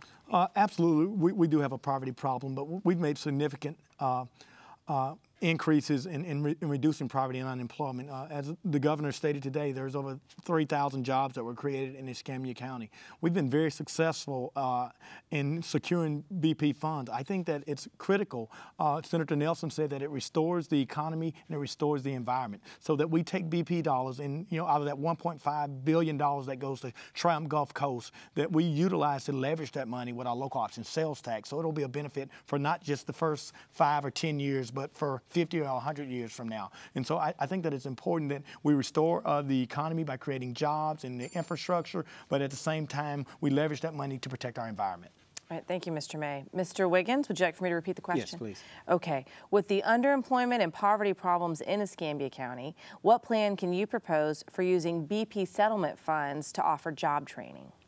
Well, BP, the job training is most important. When you're looking at the BP funds, really homing in with the communication, partnershiping with Workforce Escambia and other entities to make sure that we're providing the resources for the unemployment, and again energizing those areas to ensure that our citizens are getting those type of resources in order for them to thrive. All right, thank you so much, Mr. Wiggins, and that concludes the questions for Escambia County Commissioner District 3. It's time now for closing statements, and in keeping with our rotation, we begin with you, Mr. May. You have 45 seconds. Thank you, Molly, and Sandra, thank you for having me into the League of Women Voters. Thank you for allowing us to share our ideas on what we will do or what we have done. I think I've proven that when I ran for election last time, I said some things I'd do. We've accomplished those things and we've done more. We said that we're going to do opportunities for youth.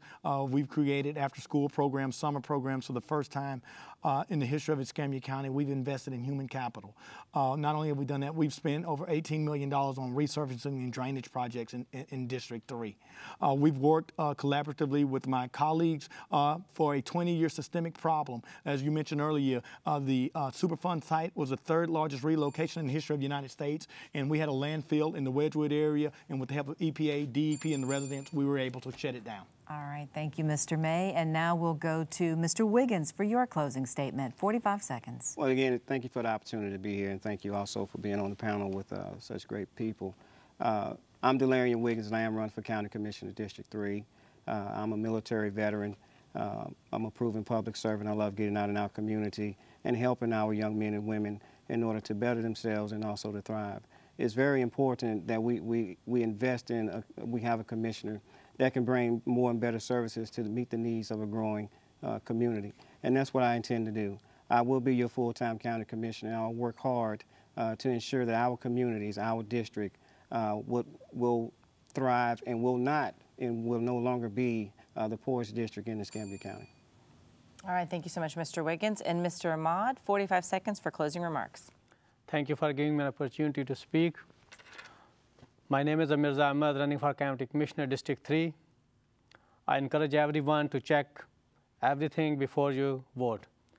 My economical plan will bring 10,000 or more jobs in Escambia County. I want to protect people's health and safety. I want to improve education system. So vote for me on November the 8th. Your one phone call will bring me at your door, and I'll resolve your issues. All right. Thank you so much, candidates, for joining us tonight. More election coverage still to come when Rally 2016 returns right after this short break. Stay with us.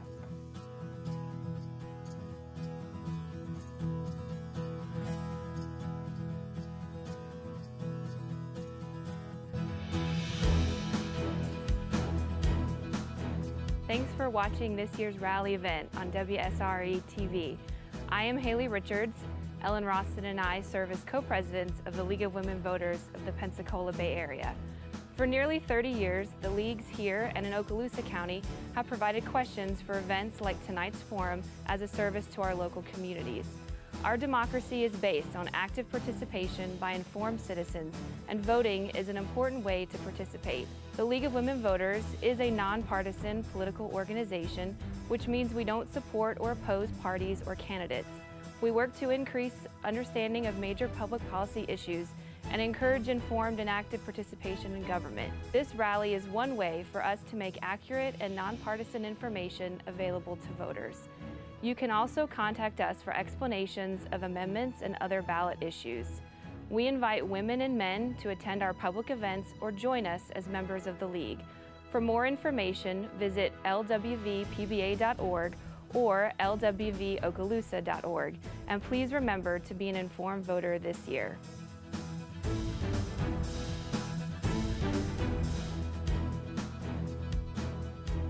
There are 3 ways to cast a ballot in Escambia County: by mail, early voting, or at your precinct on Election Day. To vote by mail, contact the Escambia County Supervisor of Elections office.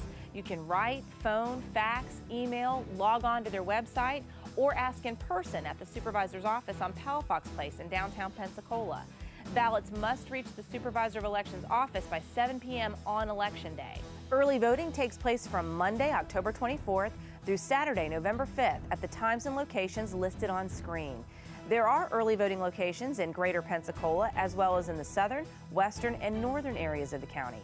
On the day of the general election, Tuesday, November 8th, voting takes place at your polling location from 7 a.m. until 7 p.m. You must vote in the precinct in which you live and are registered. To verify your precinct, log on to escambiavotes.com. Be sure to bring photo and signature ID with you.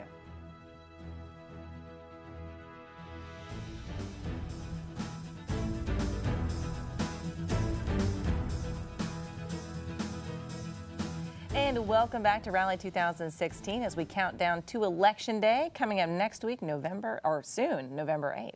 We turn now to the race for Escambia County Sheriff. There are two candidates on the ballot. Mr. Rex Blackburn is running with no party affiliation. Incumbent Mr. David Morgan is the Republican candidate. Welcome, gentlemen. Thank you. We have questions for you, and we will begin them in alphabetical order with Mr. Blackburn. What is your opinion of using civil citation rather than arrest for juveniles who commit misdemeanors? I think any time that you can keep juveniles out of the system is appropriate. It saves a lot of time and resources that are already strained in our county. So there's a lot of different remedies. Children, and these generally are children, they make mistakes. This is the time that they can make a mistake without any penalty, and whatever we can do to lessen the impact, I'm all for. All right, thank you. And to you, Mr. Morgan, what is your opinion of the use of civil citation rather than arrest for juveniles who commit misdemeanors? Well, the civil citation program started several years ago, and it was referred to then as the Miami Plan. We met with the individuals at the State Attorney's Office and the Department of Juvenile Justice, and we were on board with it from the beginning. Of course, it applies to, first-time offenders, low-level misdemeanors. You have to have the concurrence of not only the juvenile, but the juvenile's parents, the State Attorney's Office, the court system, and of course the victim, if there's a victim involved. But we are all about diversionary programs. There is something to be said about, the process of exposing young people to a criminal justice system when many times a diversion program is more appropriate. So we've been strong supporters from the very beginning of the civil citation program. All right, thank you, Mr. Morgan. And our second question, we begin with you. What training is required or should be required of officers in de-escalating tense situations with residents? We have a whole host of required training by the state where our officers complete it in increments of 10 hours per year, 40 hours every 4 years. But we also have outside contractors that come in. Of course, today we practice things like verbal judo. But we've also found many of just our community outreach programs where we go to the churches and to the schools, to neighborhood associations and to neighborhood watches and interact with the young people. We find today that as odd as it sounds, many young people do not know how to respond to law enforcement when they have contact with them. Simple things as keeping your hands on the wheel in a traffic stop and obeying officers' directions to them. So that de-escalates situations, just simple training. All right, thank you, Mr. Morgan. Mr. Blackburn, what training is required or should be required of officers in de-escalating tense situations with residents? I think that each officer needs to recognize different types of environmental concerns whenever you're dealing with people. I know the best training that I ever got at the Escambia County Sheriff's Office in my 30 years, and Mr. Morgan illuminated to it, was the verbal judo. That is classic de-escalation, and we thought it was rather comical at the beginning, but throughout the rest of my career, I learned just how valuable a tool that was, and it's used with juveniles, adults, anyone that you come in contact with that has a problem with authority. All right, thank you, gentlemen. Our next question will go to you first, Mr. Blackburn. What follow-up would you suggest for a neighborhood that has undergone Operation Clean Sweep? I will differ with Mr. Morgan about Operation Clean Sweep. I think there's a lot of wasted resources that the Escambia County Sheriff has doing those. The sheriff is responsible for safe neighborhoods. Now, we have so many other, you just had the county commissioners up here who, they have the waste programs, they have a lot of the rodent problems that they're having, but the sheriff should be concerned with law enforcement. They should be concerned with making your neighborhood safe to ride your bicycles in. They should be concerned about speeders, and I know Mr. Morgan's a big advocate of neighborhood watch programs, but you have to get all these neighborhoods. All right, thank you. And to you now, Mr. Morgan, what follow-up would you suggest for a neighborhood that has undergone Operation Clean Sweep? Well, the Clean Sweep operations we began in 2009 are so popular that it's a 14-month waiting list now for us to get to your neighborhood, and they're selected by the neighborhood watch groups for, again, a neighborhood for a clean sweep. It's just not a matter of picking up trash. We also serve warrants. We do a traffic stop for safety to check, again, for driver's license and compliance with the safety equipment on a vehicle.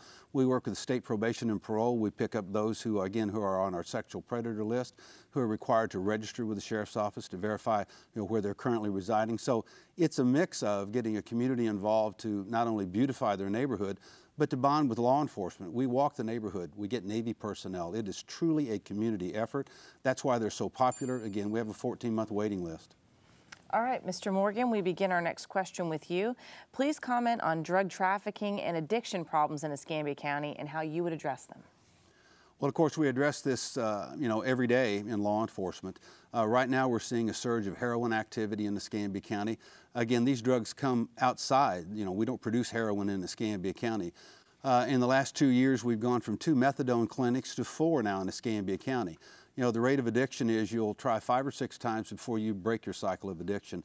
And so with the increase in the methadone treatment clinics, we of course have drawn more drug addicts to, unfortunately, Escambia County requesting and receiving treatment. So that was also an increase to that. But we have some of the highest rates of drug busts in Escambia County. That's referenced by the amount of forfeitures that we receive, both in cash and material that we end up auctioning at the sheriff's office. So we have a robust drug enforcement program. Thank you. Mr. Blackburn, please comment on drug trafficking and addiction problems in Escambia County and how you would address them. You're not going to address any drug trafficking or any addiction problem until you deal with the retention and recruitment. When Mr. Morgan took office, these are his rosters. He had, when he took office, a full complement of officers. This is his last roster. He had 396 officers when he took office. Today he has 344, plus he has 58 trainees. You're not going to be able to address narcotics or any type of trafficking until you get your numbers up and you get the qualified personnel in place to deal with these. Another problem Mr. Morgan has is his failure to cooperate with the feds. Mr. Morgan has severed his ties with the local federal agencies who add a lot of money and manpower to these efforts. All right, thank you, Mr. Blackburn. And Mr. Morgan, you have a rebuttal? We have 430 sworn positions. Right now, we currently have approximately 415 that are filled. We have a class coming in, and we'll be up to our full 430 sworn officer complement. I will also inform my opponent that we now have agreements with the Drug Enforcement Agency, ATF, U.S. Marshal Service, and again, the Federal Bureau of Investigation. We severed ties with them because of the drug forfeiture split. At one time, the U.S. government was keeping all drug forfeitures and joint operations, which was not fair to the citizens of Escambia County. We have since renegotiated and rebonded with our federal partners, which we have today. All right, thank you, Mr. Morgan. And we do have another rebuttal, Mr. Blackburn. Right. Mr. Morgan has 58 trainees. It's almost impossible to train 58 people with his current staff. Thank you. All right, thank you, gentlemen. We're up to our next question, and Mr. Blackburn, it'll go to you first. Please identify opportunities in which the Sheriff's Department and the Pensacola Police Department can cooperate.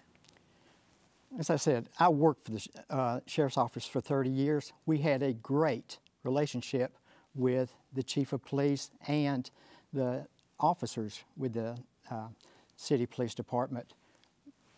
If you get most of their rank structure and you get the big heads out of the way, your line officers work together great. They have manpower problems too. The Sheriff's Office has manpowers. We monitor each other's channels. We helped out whenever we could without overstepping the boundaries. This is our community. If you are a law enforcement in Escambia County, it doesn't matter if you're in the city or the county, this is your community, and you do the best you can together to make this a safer place. All right, thank you, Mr. Morgan. This question to you now. Please identify opportunities in which the Sheriff's Department and the Police Department can cooperate. Well, we do that on a daily and weekly basis. Of course, I have direct communications with Chief Alexander. We also jointly train together, our SWAT teams. We do neighborhood watches together. And the chief and I go throughout the neighborhood watches and neighborhood associations, and many times go to the churches together and do joint presentations. And again, this is a bonding, again, where there are no lines between the city and the county. And again, the mutual aid agreements that we have with the city are strongly in place. And I can tell you that the bond with the PD has probably never been better than it is today. All right, thank you, Mr. Morgan. And we begin our next question with you. What is the most critical issue the sheriff will face in the next year in office, and how will you handle that issue? We have a societal dynamic shift today where young people, and it's cultural, they don't approach careers the way we did in my time and in my area. Recruitment in law enforcement is down throughout the United States approximately 80%. It's called the Ferguson effect. When Ferguson occurred a couple of years ago, we have many line officers and career officers that no longer encourage their sons and daughters to make law enforcement a career. And so recruitment and retention of law enforcement officers, as well as their pay and benefits, going to be critical over the next year. We're seeing, again, we're in a balloon right now where we have a tremendous number of officers that are retiring and leaving the agency for better paying jobs, such as Navy Fed. Their lowest paying job pays $15,000 more than I can pay at the Escambia County Sheriff's Office. All right, thank you, Mr. Morgan. Mr. Blackburn, what is the most critical issue the sheriff will face in the next year in office, and how will you handle that issue? As I stated earlier, the Ferguson effect, that was last year. Recruitment's gone down 8% last year. This started 8 years ago when Mr. Morgan took office. What I suggest is instead, you need to contact local realtors. This is a great place to raise a family. We've never had trouble recruiting officers in Escambia County. Why all of a sudden now, in the last several years, do we have trouble keeping them? I say it's leadership. The citizens voted, they wanted a full-time sheriff. Mr. Morgan, during his last term, the jail runs into problems. He gets a big head. He cuts and runs. It's all about leadership. Thank you, Mr. Blackburn. Mr. Morgan, you have a rebuttal? Yeah, it most certainly is all about leadership. And again, the Escambia County Jail was a budget issue. We gave it back to the county because they refused to fund it. That's a matter of public record. Leadership, we have tremendous leadership at the Escambia County Sheriff's Office. On my staff, we have in excess of 150 years of law enforcement experience. We staff each and every issue that comes before the people. And I can tell you that the young people today, I guess morale and leadership's not too bad. I carry the endorsement of the Police Benevolent Association, and I have since 2008. All right, thank you, Mr. Morgan. Thank you, gentlemen. Our final question now will go to you, Mr. Blackburn. If elected, what changes would you make in the allocation of the budget in the Sheriff's Office? I tell you, I will not spend $200,000 insulting your intelligence about locking your doors. If Mr. Morgan will stand, you will look at his waist, you will not see a pair of handcuffs. Those are the locks that a sheriff should be concerned about. I will concentrate on reopening the substations, both Molina and Walnut Hill, in the soon-to-be-closed Perdita Key. So my concerns fiscally are putting back law enforcement out into the communities where they can keep your community safe. All right, thank you. And to you now, Mr. Morgan, what changes would you make in the allocation of the budget in the Sheriff's Office if you are reelected? Well, our crime stat numbers are tremendous. The rest of the nation is trending up and we're trending down. My opponent, having been in a command position, wouldn't understand that our burglaries as a result of the Lockett program are down 26% this year. The Lockett program is a nationwide program, not an Escambia County program. I can tell you that our budget has been reduced. We now are down to approximately $56 million. And we have had, lean budget years in Escambia County, with the exception of increases of 3% for our personnel to offset cost of living and also to pick up some increases, at one time in their insurance. And so again, our allocation of our budget, it's lean and mean. Violent crime is down 20%, burglaries are down 26%, and overall index crimes are down 15%. All right, thank you. We have a rebuttal. Mr. Blackburn? I'd say locks are for honest people. Sheriffs should be concerned about using handcuffs to lock up career criminals. All right, thank you, gentlemen. And those are the questions for our candidates for Escambia County Sheriff. And now continuing with our rotation, we'll begin our closing arguments with Mr. Morgan, 45 seconds. Thank you. It's been an honor to be here tonight, and it's been an honor to be the Sheriff of Escambia County. I'm proud to have the endorsement of the Police Benevolent Association, the National Rifle Association, the Florida Sportsman Association, the Pensacola Escambia County Fire Department, Pensacola Association of Realtors. More importantly, I have the endorsement of the citizens of Escambia County.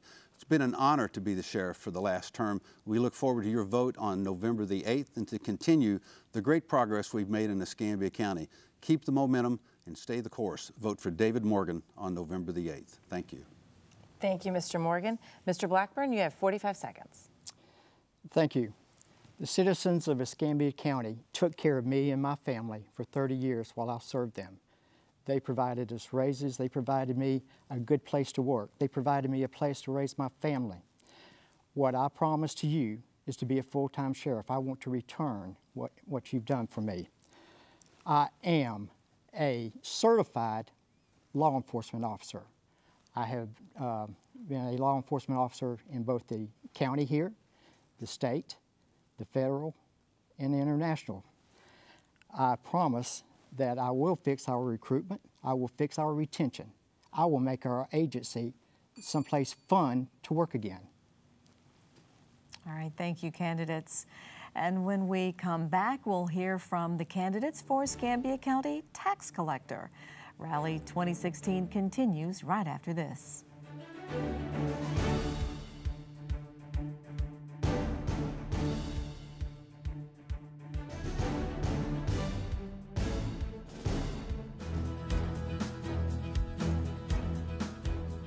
There are 3 ways to cast a ballot in Okaloosa County: by mail, early voting, or at your precinct on Election Day. To vote by mail, contact the Okaloosa County Supervisor of Elections office. You can write, phone, fax, email, log on to their website, or visit the Supervisor's office locations in Crestview and Fort Walton Beach. Ballots must reach the Supervisor of Elections offices by 7 p.m. on Election Day. Early voting takes place from Monday, October 24th through Saturday, November 5th at the 5 locations listed on screen. Hours for early voting are 7 a.m. until 7 p.m. each day.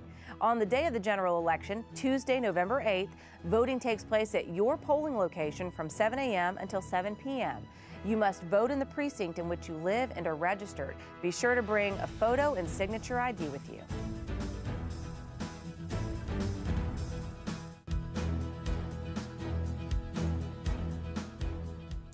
Thank you for watching Rally 2016 on WSRE-TV.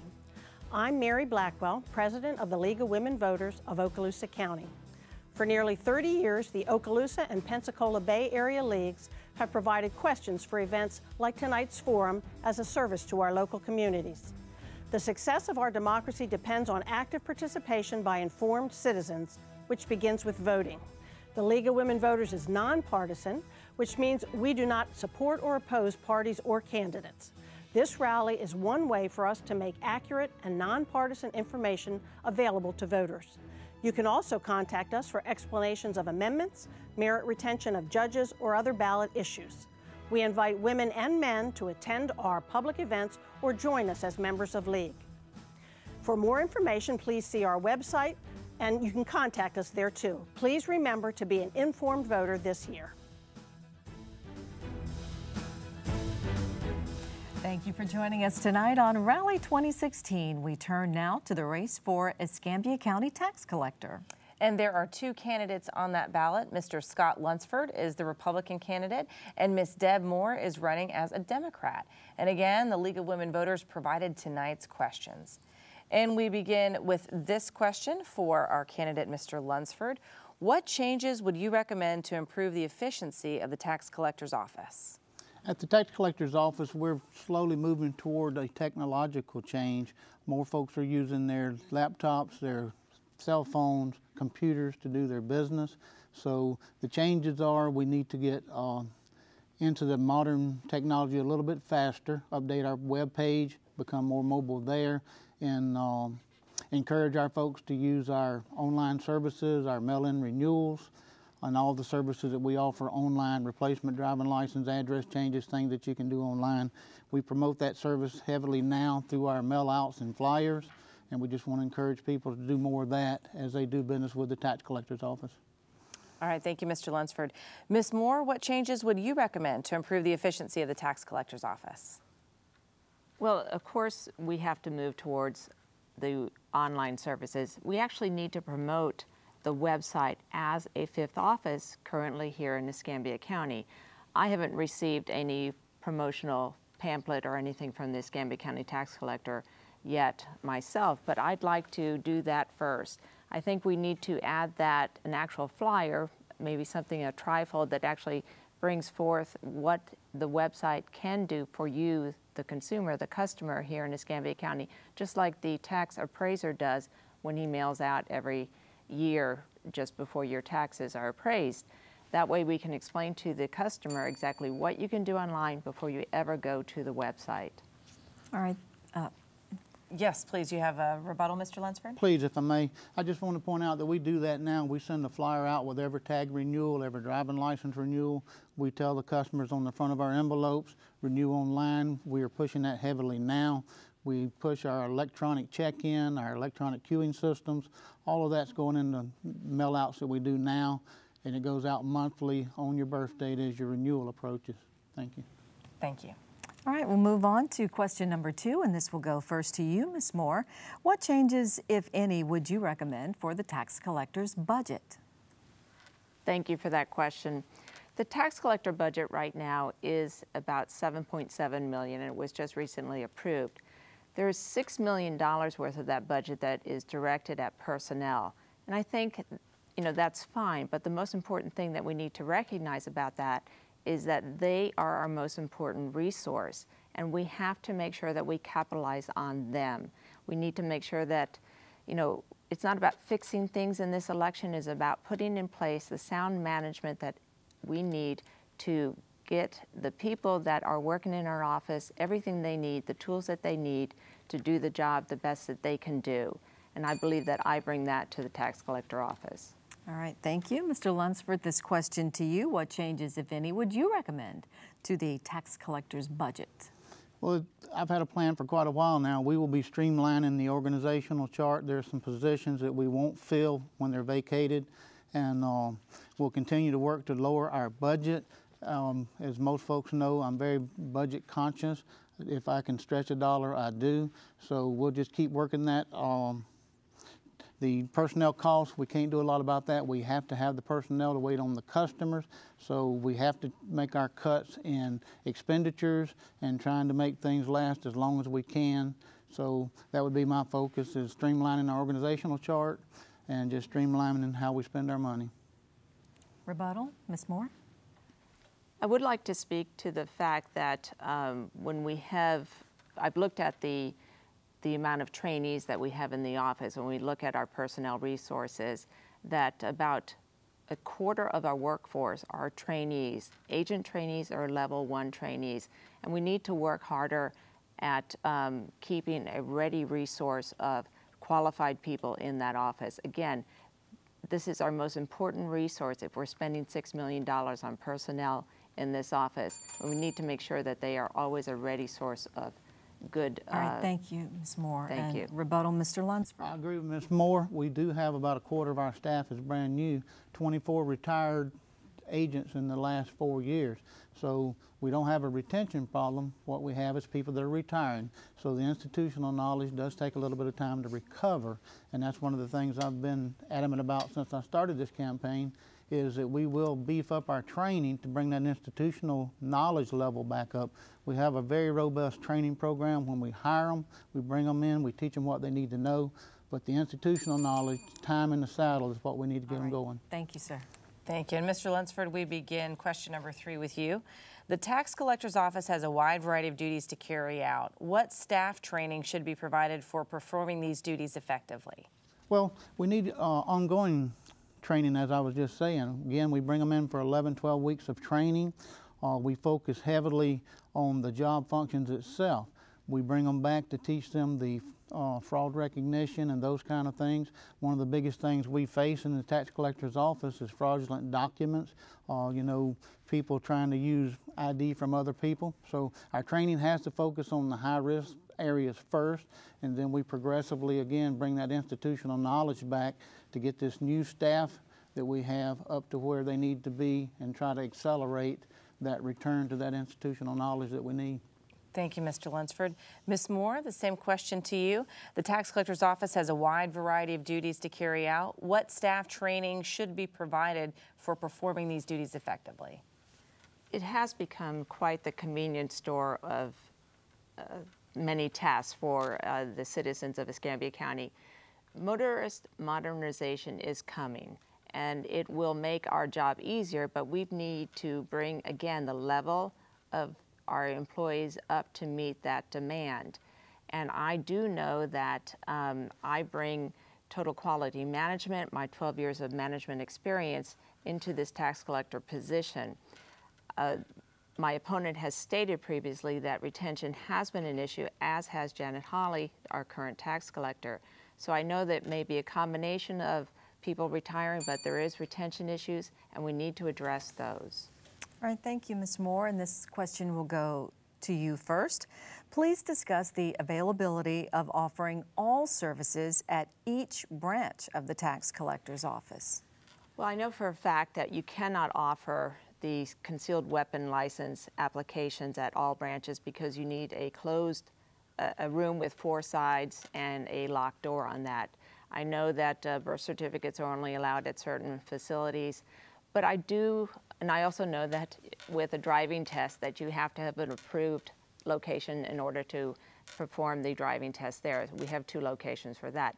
But I do think that we can address certain elements of what we offer to the citizens at different locations. We have to look at, and I know they are not doing this currently, where people are going to get their services done and look at where we need to perform different tasks. All right, thank you. And now, Mr. Lunsford, would you please discuss the availability of offering all services at each branch of the tax collector's office? Yes, I intend to expand concealed weapons permit application processing to additional offices, which we can do. I also intend to expand the sale of Florida birth certificates to at least 1 more office, which we can do. And the expansion can happen, and I'll have several other things that I want to expand. I'm looking at driving tests. Can we do that at least 1 more location? So there's a lot of things we can do, and having the contacts and the know-how to get it done is what's going to make a difference. All right, rebuttal, Ms. Moore? I did perform some public record requests, and one of the reasons that I did this was to track how many transactions were being done online and what transactions were being done at which offices. It's important to track where consumers or customers are going to get their services done. And this was, the purpose of doing this was to see where the needs were for our customers here in Escambia County. The tax collector office could not provide this. So, you know, my plan is to then track where the zip codes that people are using for the offices they're going to see where their needs are. Thank you. All right, thank you. And our next question begins with you, Mr. Lunsford. What changes, if any, would you make to the tax collector's website to make it more user-friendly? I think our website needs a total overhaul. It needs to be more mobile-friendly, more robust. We certainly need to add how-to videos, how to transfer your title, how to do this. Every one of our transactions, in my opinion, needs to be on that website to tell you how to do the work. Illustrations, if you will, to guide you there. A lot more frequently asked questions. So our our community is more mobile now than they have ever been, and we need to put that information at your fingertips, and I'm fully committed to making that happen in the first year. All right, thank you, Mr. Lunsford. Ms. Moore, what changes, if any, would you make to the tax collector's website to make it more user-friendly?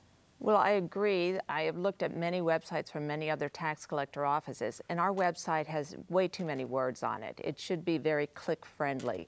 You should be able to look at it and see exactly what you want, the most common used transactions that you are looking for at the tax collector office. You know, one of the things I want to point out is that under my administration, if you have a great idea, you do not have to wait for the next tax collector to come along to get that idea there. So all of these things are great ideas, but I'm wondering why they haven't happened in the last 12 years. Thank you. All right, thank you, Ms. Moore. And this next question will go to you first. What do you see as priorities for this office? Well, customer service is always the priority. It's in our mission statement. And getting the right manager in place, though, is got to be one of the priorities also. We have to value our employees. That is, again, another priority. If you value the employee, they will stay with you, they'll understand their mission, their part in the mission, and they will take care of the customer. We have to make sure that we are providing the services the best that we can, and then everything else will fall into place after that. All right, thank you. Mr. Lunsford, what do you see as priorities for the office? Again, improving our web presence, improving our access and use of technology. I'm very proud to say that I do have the endorsement of the majority of the employees. We do a great job. We always get it right 95% of the time. We do deal with very complex transactions, which sometimes the results are not what folks want them to be based on the situation. But we get it right over and over and over, roughly 800,000 times a year. So I'm proud of what we're doing, and we're just going to continue doing that. All right.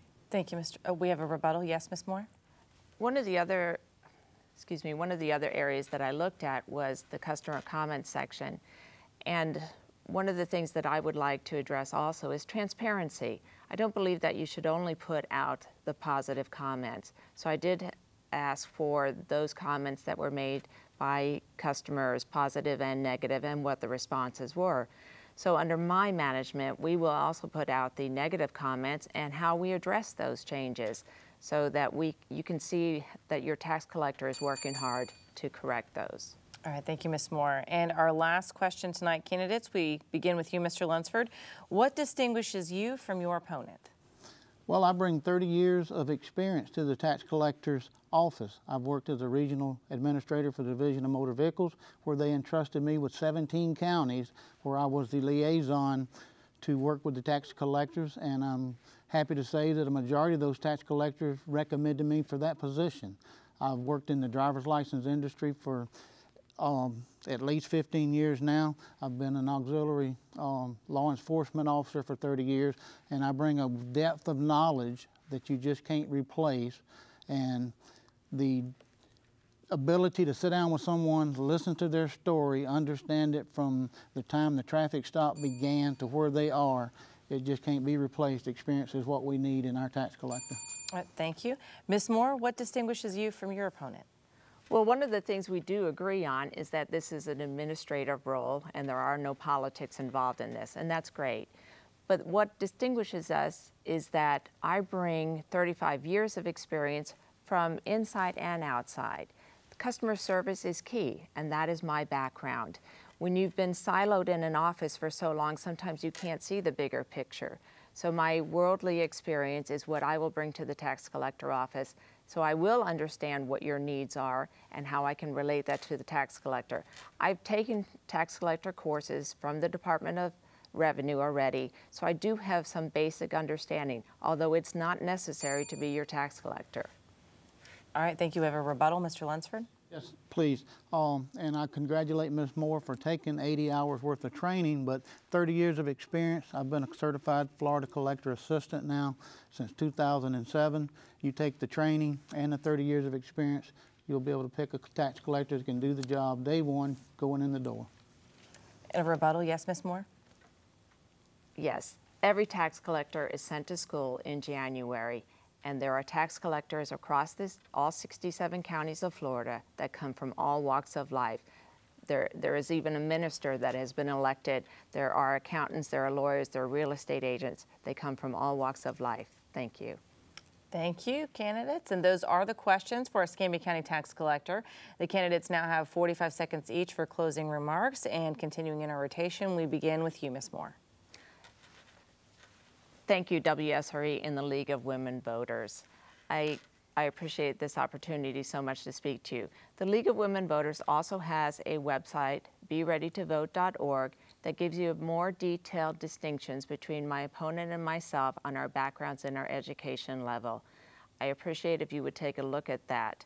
I also have a website, electdebmoore.com, and last night my program started on Blab TV. I appreciate your vote now during early voting and on November 8th. Thank you and good night. All right, thank you, Ms. Moore. Mr. Lunsford, 45 seconds for your closing statement. Thank you, and thank you to WSRE for hosting the event tonight. I'm proud to be here and appreciate the opportunity. I'm asking for your vote on November the 8th as your next Escambia County tax collector. I'm honored to have the endorsement of Janet Holly, our retiring tax collector, and again, the majority of the employees in the office. I promise you a hardworking tax collector, one you can get a hold of. You won't have to sit with a handler. You'll be able to sit down with your tax collector who understands your situation, doesn't have to ask somebody, how do we fix it? We'll be able to help you work your way through it, fix it. So again, on November the 4th, please, or November the 8th, please vote Scott Lunsford and visit my website, scottlunsford2016.com. Thank you. All right, thank you, candidates. And we are taking a short break here on Rally 2016. Next up, the contest for Escambia School Superintendent, tonight's last race for Rally 2016.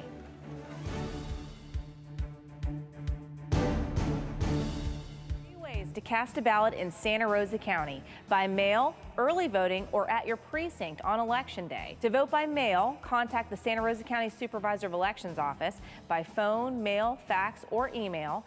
Ballots must reach the Supervisor of Elections office by 7 p.m. on Election Day.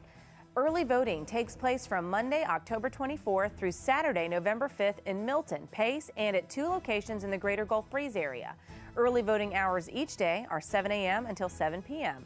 On the day of the general election, Tuesday, November 8th, voting takes place from 7 a.m. until 7 p.m. You must vote in the precinct in which you live and are registered. Be sure to bring photo and signature ID with you.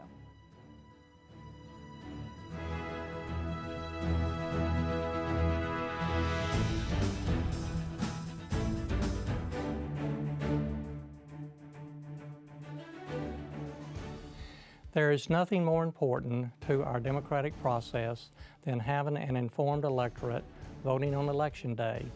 Good evening. I am Ed Meadows, President of Pensacola State College, thanking you for tuning into this rally, a joint presentation of the League of Women Voters, WSRE-TV, and Pensacola State College. Rally allows you the opportunity to watch and listen as this election year's slate of candidates answer the tough questions concerning the needs of our community. WSRE, a service of Pensacola State College, is proud to bring this program to you as a public service. And as always, we invite your comments and suggestions about how we can further fulfill our community obligations. Let's all remember the importance of participating in the governance process by voting in the upcoming election.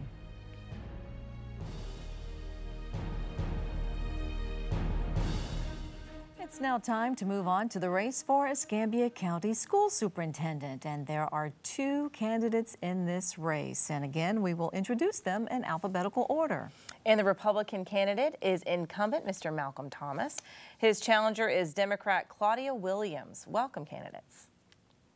All right, we will begin our questioning with Mr. Thomas. The first question is, the school district is charged with oversight of the county's charter schools. What actions should the superintendent's office take to ensure accountability of charter school operations? Yes, first, I'm a proponent of charter schools. I think it's a great choice option for parents. The school district and the school board should be monitoring their activities. We have a contractual relationship. We should make sure that they're living up to the contract and that the education they're providing to our students, it's as adequate as what a parent would receive if they were in a traditional school. Parents are making choices, and so they do expect us to give that charter school some autonomy to operate within their own contractual domain, but at the same time, they're expecting good, solid education for their children. All right, thank you. Ms. Williams, this question to you. What actions do you think the superintendent's office should take to ensure accountability of charter school operations? One of the main things that I think that the school district should monitor the charter schools very closely. And another thing they should do is also provide adequate professional development and make sure whatever is being provided to the teachers or the administrators that there is accountability, and to make sure that we really evaluate the programs that are being entered at that particular school or the charter schools. Make sure they have close eyesight on them and make sure that those children are graduating and moving and at the pace that they should. Thank you. All right, and our next question begins with you, Ms. Williams. In lieu of out-of-school suspensions and expulsions, what alternatives would you recommend to improve the students' educational success? I think we should move away from punishment to development. Find out what the problems are that the children are having. Use research practices like restorative justice, not so much punishment. A lot of our children come to school with baggage, with traumatic experiences, so we need mental health counseling in the schools also. So we need to find out what our underlying problems are and deal with them accordingly and teach children appropriate behaviors. Thank you, Ms. Williams. Mr. Thomas, in lieu of out-of-school suspensions and expulsions, what alternatives would you recommend to improve the student's educational success? Well, certainly we all want to keep the student in school. We all know that a student that's not in school, you're going to hinder their education development. But it's a delicate balancing act that you have to enter between keeping the order in the classroom and then providing appropriate consequences when students severely step over the line. We've reduced out-of-school suspension by over 50%. We've created in-school opportunity for suspension.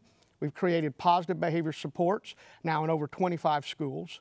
We have Capturing Kids' Hearts, which helps teachers build relationships. We've done trauma-informed training to help the adults know how to deal with the students who have trauma in the home that bring that into the schoolroom.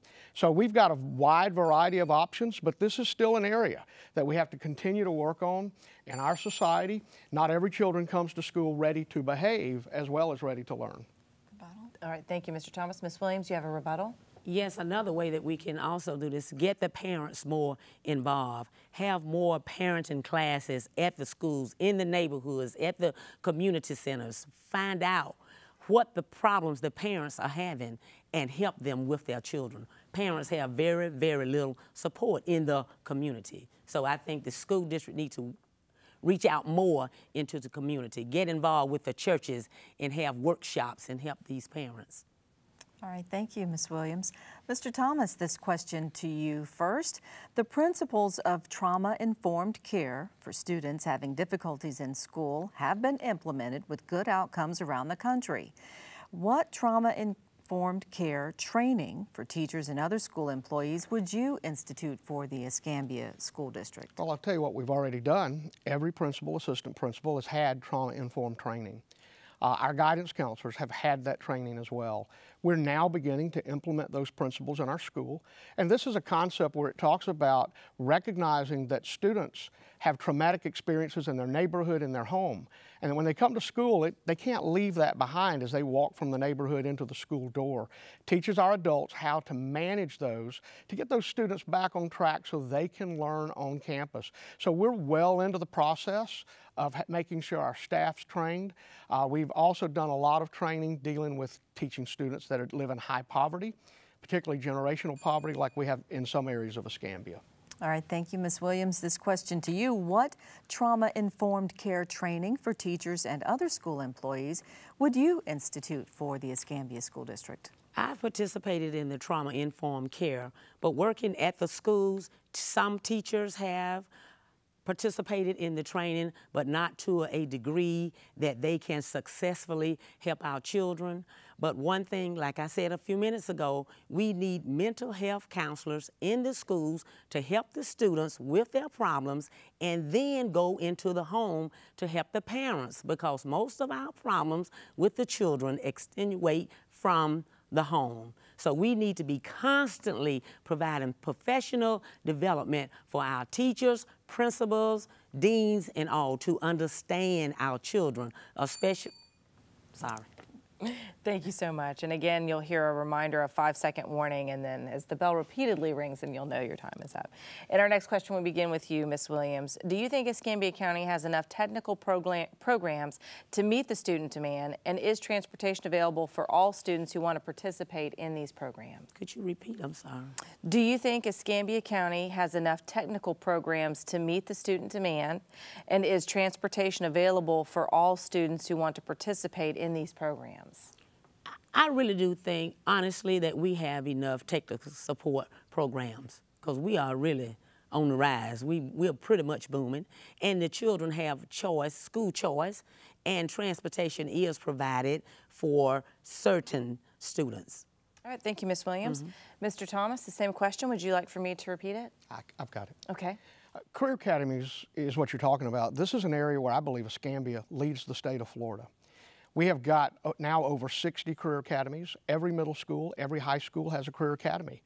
When I started as superintendent 8 years ago, we had 13 academies. 9 of them were at one high school. You had to win the lottery to be in a career academy. Now that's no longer the case. We'll give you choice, but we aren't able to provide transportation from Perdita to Cantonment if a parent wants to make a choice. We do allow any student and parent, if you want to choose a career academy, we'll let you go. We'll give you permission to go out of zone, but you may have to transport. And by the way, on November the 1st, we're going to have our Career Choice Expo. Parents can come out and see those 60 career academies. All right, thank you. And we have a rebuttal. Ms. Williams? One thing that, and I know we have a lot of career academies, but a lot of our students that really need to be in academy, they've had a lot of discipline problems, and they are criteria. So a lot of the students that could really benefit from those academies, they don't qualify. So we need something else, some other type vocational programs or what have you to meet the needs of those students that are not really college bound. So when they graduate, they'll have some type of skill, employability skills. Thank you, Ms. Williams. And Mr. Thomas, you have a rebuttal. Yes, I just want to make you aware that over 55% of the students in high school participate in a career academy. That's a great number when you consider there's about 25% that's headed to college-bound track, and they don't participate in a career academy at all because they're headed to DE and advanced placement courses. So we have a large number of students that are participating. I do believe that there is room to expand and improve some of those skills like masonry, plumbing, for some of those students that would want to participate in that. That'd be something we could look at in the future. All right, thank you, Mr. Thomas. All right, and Mr. Thomas, this next question will go to you first. What do you view as the role of resource officers in the education of our students? Resource officer is going to be placed at the school to help us maintain safety at the school. In today's world, safety is very, very much on the minds of parents. We've lived through a time when an elementary school was attacked by a gunman. Never thought I'd see that happen in my day. Resource officers provide that assurance. They help us, if incidents occur on campus, to have someone readily available that can assist. They're also a source to help the students learn to respect law and order, to be able to work with law enforcement as we work in our school system. They are not there to really be the police officer of the school. They're there to be a support to the administration should a need arise and we need the resource officer. All right, thank you. Ms. Williams, what do you view as the role of resource officers in the education of our students? I feel that resource officers should maintain safety and control. Resource officers should have some degree of social work background. If not background, take some classes in social work or counseling, some introductory courses, so they can understand children better and they can be friendly, have strong interpersonal skills.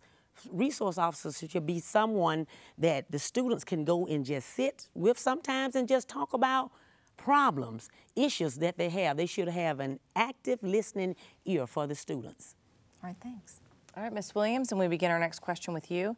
The community school model, like the one being implemented at C.A. Weiss Elementary, has been successful in addressing the emotional and basic needs of students at all levels. How would you propose to fund and expand this program? The community school is a great program, but I don't know if it needs to be expanded or what have you. I don't have a lot of information on that, but I've talked to couple of people, and I think that it needs to be more, we need to have a little more community involvement from the churches and the parents in that program to really make it successful. Thank you, Ms. Williams. Mr. Thomas, what are your thoughts? How would you propose to fund and expand the community school program that we see at CAY? Well, first, I think you have to recognize that we're in the very beginning stages at Wise Elementary. We're in our second year. The first thing that you would do before you expand any business, make sure you stand up the one you have. We've got great partners with Sacred Heart and the other partners that are helping us, the Escambia Community Clinics. We have a pediatric office. We have mental health counselors on the campus of Wise Elementary. But we're not at the point where we really have the community school as we have the concept in our mind. We want to see that school open till 9 or 10 o'clock at night, not only as a service for students, but a service for the adults in the community that need to expand their horizons and learn more. So once we have Wise established, we will need to expand, but we would need to do that to a middle school and a high school so those students would continue with the services. Thank you, Mr. Thomas. And Ms. Williams, we have a rebuttal. One thing we need to do also is to evaluate the status of the program as it is on a yearly basis, determine how effective, how efficient, and the impact that that program has in the community. Thank you, Ms. Williams. And Mr. Thomas? I would just respond that the evaluation is built in. One of our partners, the University of West Florida, they've been involved with us from the beginning. They did assessments at the beginning, and they will be the group that will evaluate that as the program goes forward. Thank you, Mr. Thomas. All right, we're down to our last question of the evening for you candidates. And Mr. Thomas, you'll get it first. What is your opinion on appointing the school superintendent instead of electing this position? As a person who's hired literally thousands of people in my career, what I know is the process that you use to hire the person is not near as important as the person you hire. I'm currently the president of the Florida Association of District School Superintendents, of which 41 of us are elected, the others are appointed. We've got some really great appointed, we've got some really great elected. It's more about the credentials and the quality that that person brings. We've had that question asked in the past in Escambia County, and we will bring that question in the future, so it will be asked again. All right, thank you, Ms. Williams. This question to you, your thoughts on whether or not the school superintendent should be appointed rather than elected. I strongly support appointed superintendents. Number one, that way the superintendent will be more accountable, and that will take away the party line of Republican and Democrat. It should be the person with the quality and the passion and the drive to move the educational system along. All right, thank you, and thank you, candidates. It is now time for our closing statements, and we will begin continuing our rotation with Ms. Williams. You have 45 seconds. Yes, I am Claudia Williams. I come to you with courage and passion. Thank you for the opportunity first, for allowing me to be on the program. And I will, when elected, I will hit the ground running. I will make sure that every child counts. Last but not least, we need to build students rather than repair adults. So I'm asking you, and I will appreciate your vote on November 8th for Claudia Williams. Thank you, Ms. Williams. Mr. Thomas, you have 45 seconds. Yes, first, thanks to WSRE. Also, thanks to the voters that have voted for me in the past. I appreciate your confidence for giving me the opportunity to serve our school system and our boys and girls. As you prepare to make your choice for November the 8th, let me remind you that the best way to predict what a person will do in the future, look at what they've done in the past. With Malcolm Thomas, strong leadership in every position I've held. U.S. Army 101st Airborne Division, as a teacher, Escambia County Teacher of the Year, finalist for Florida Teacher of the Year. I've been the star superintendent for the state of Florida. I now lead the State Superintendent Association. If you vote for me on November the 8th, what you will get is the same competent, strong leadership that you've had the past 8 years. I would appreciate your vote. All right, thank you. And those were the candidates for Escambia County School Superintendent. And that is going to do it for Rally 2016. We thank you so much for joining us tonight. This program will air again tomorrow night at 7 right here on WSRE. Our thanks to the League of Women Voters for their participation in this program and to Pensacola State College. And remember, Election Day is November 8th. Please vote. Have a great evening.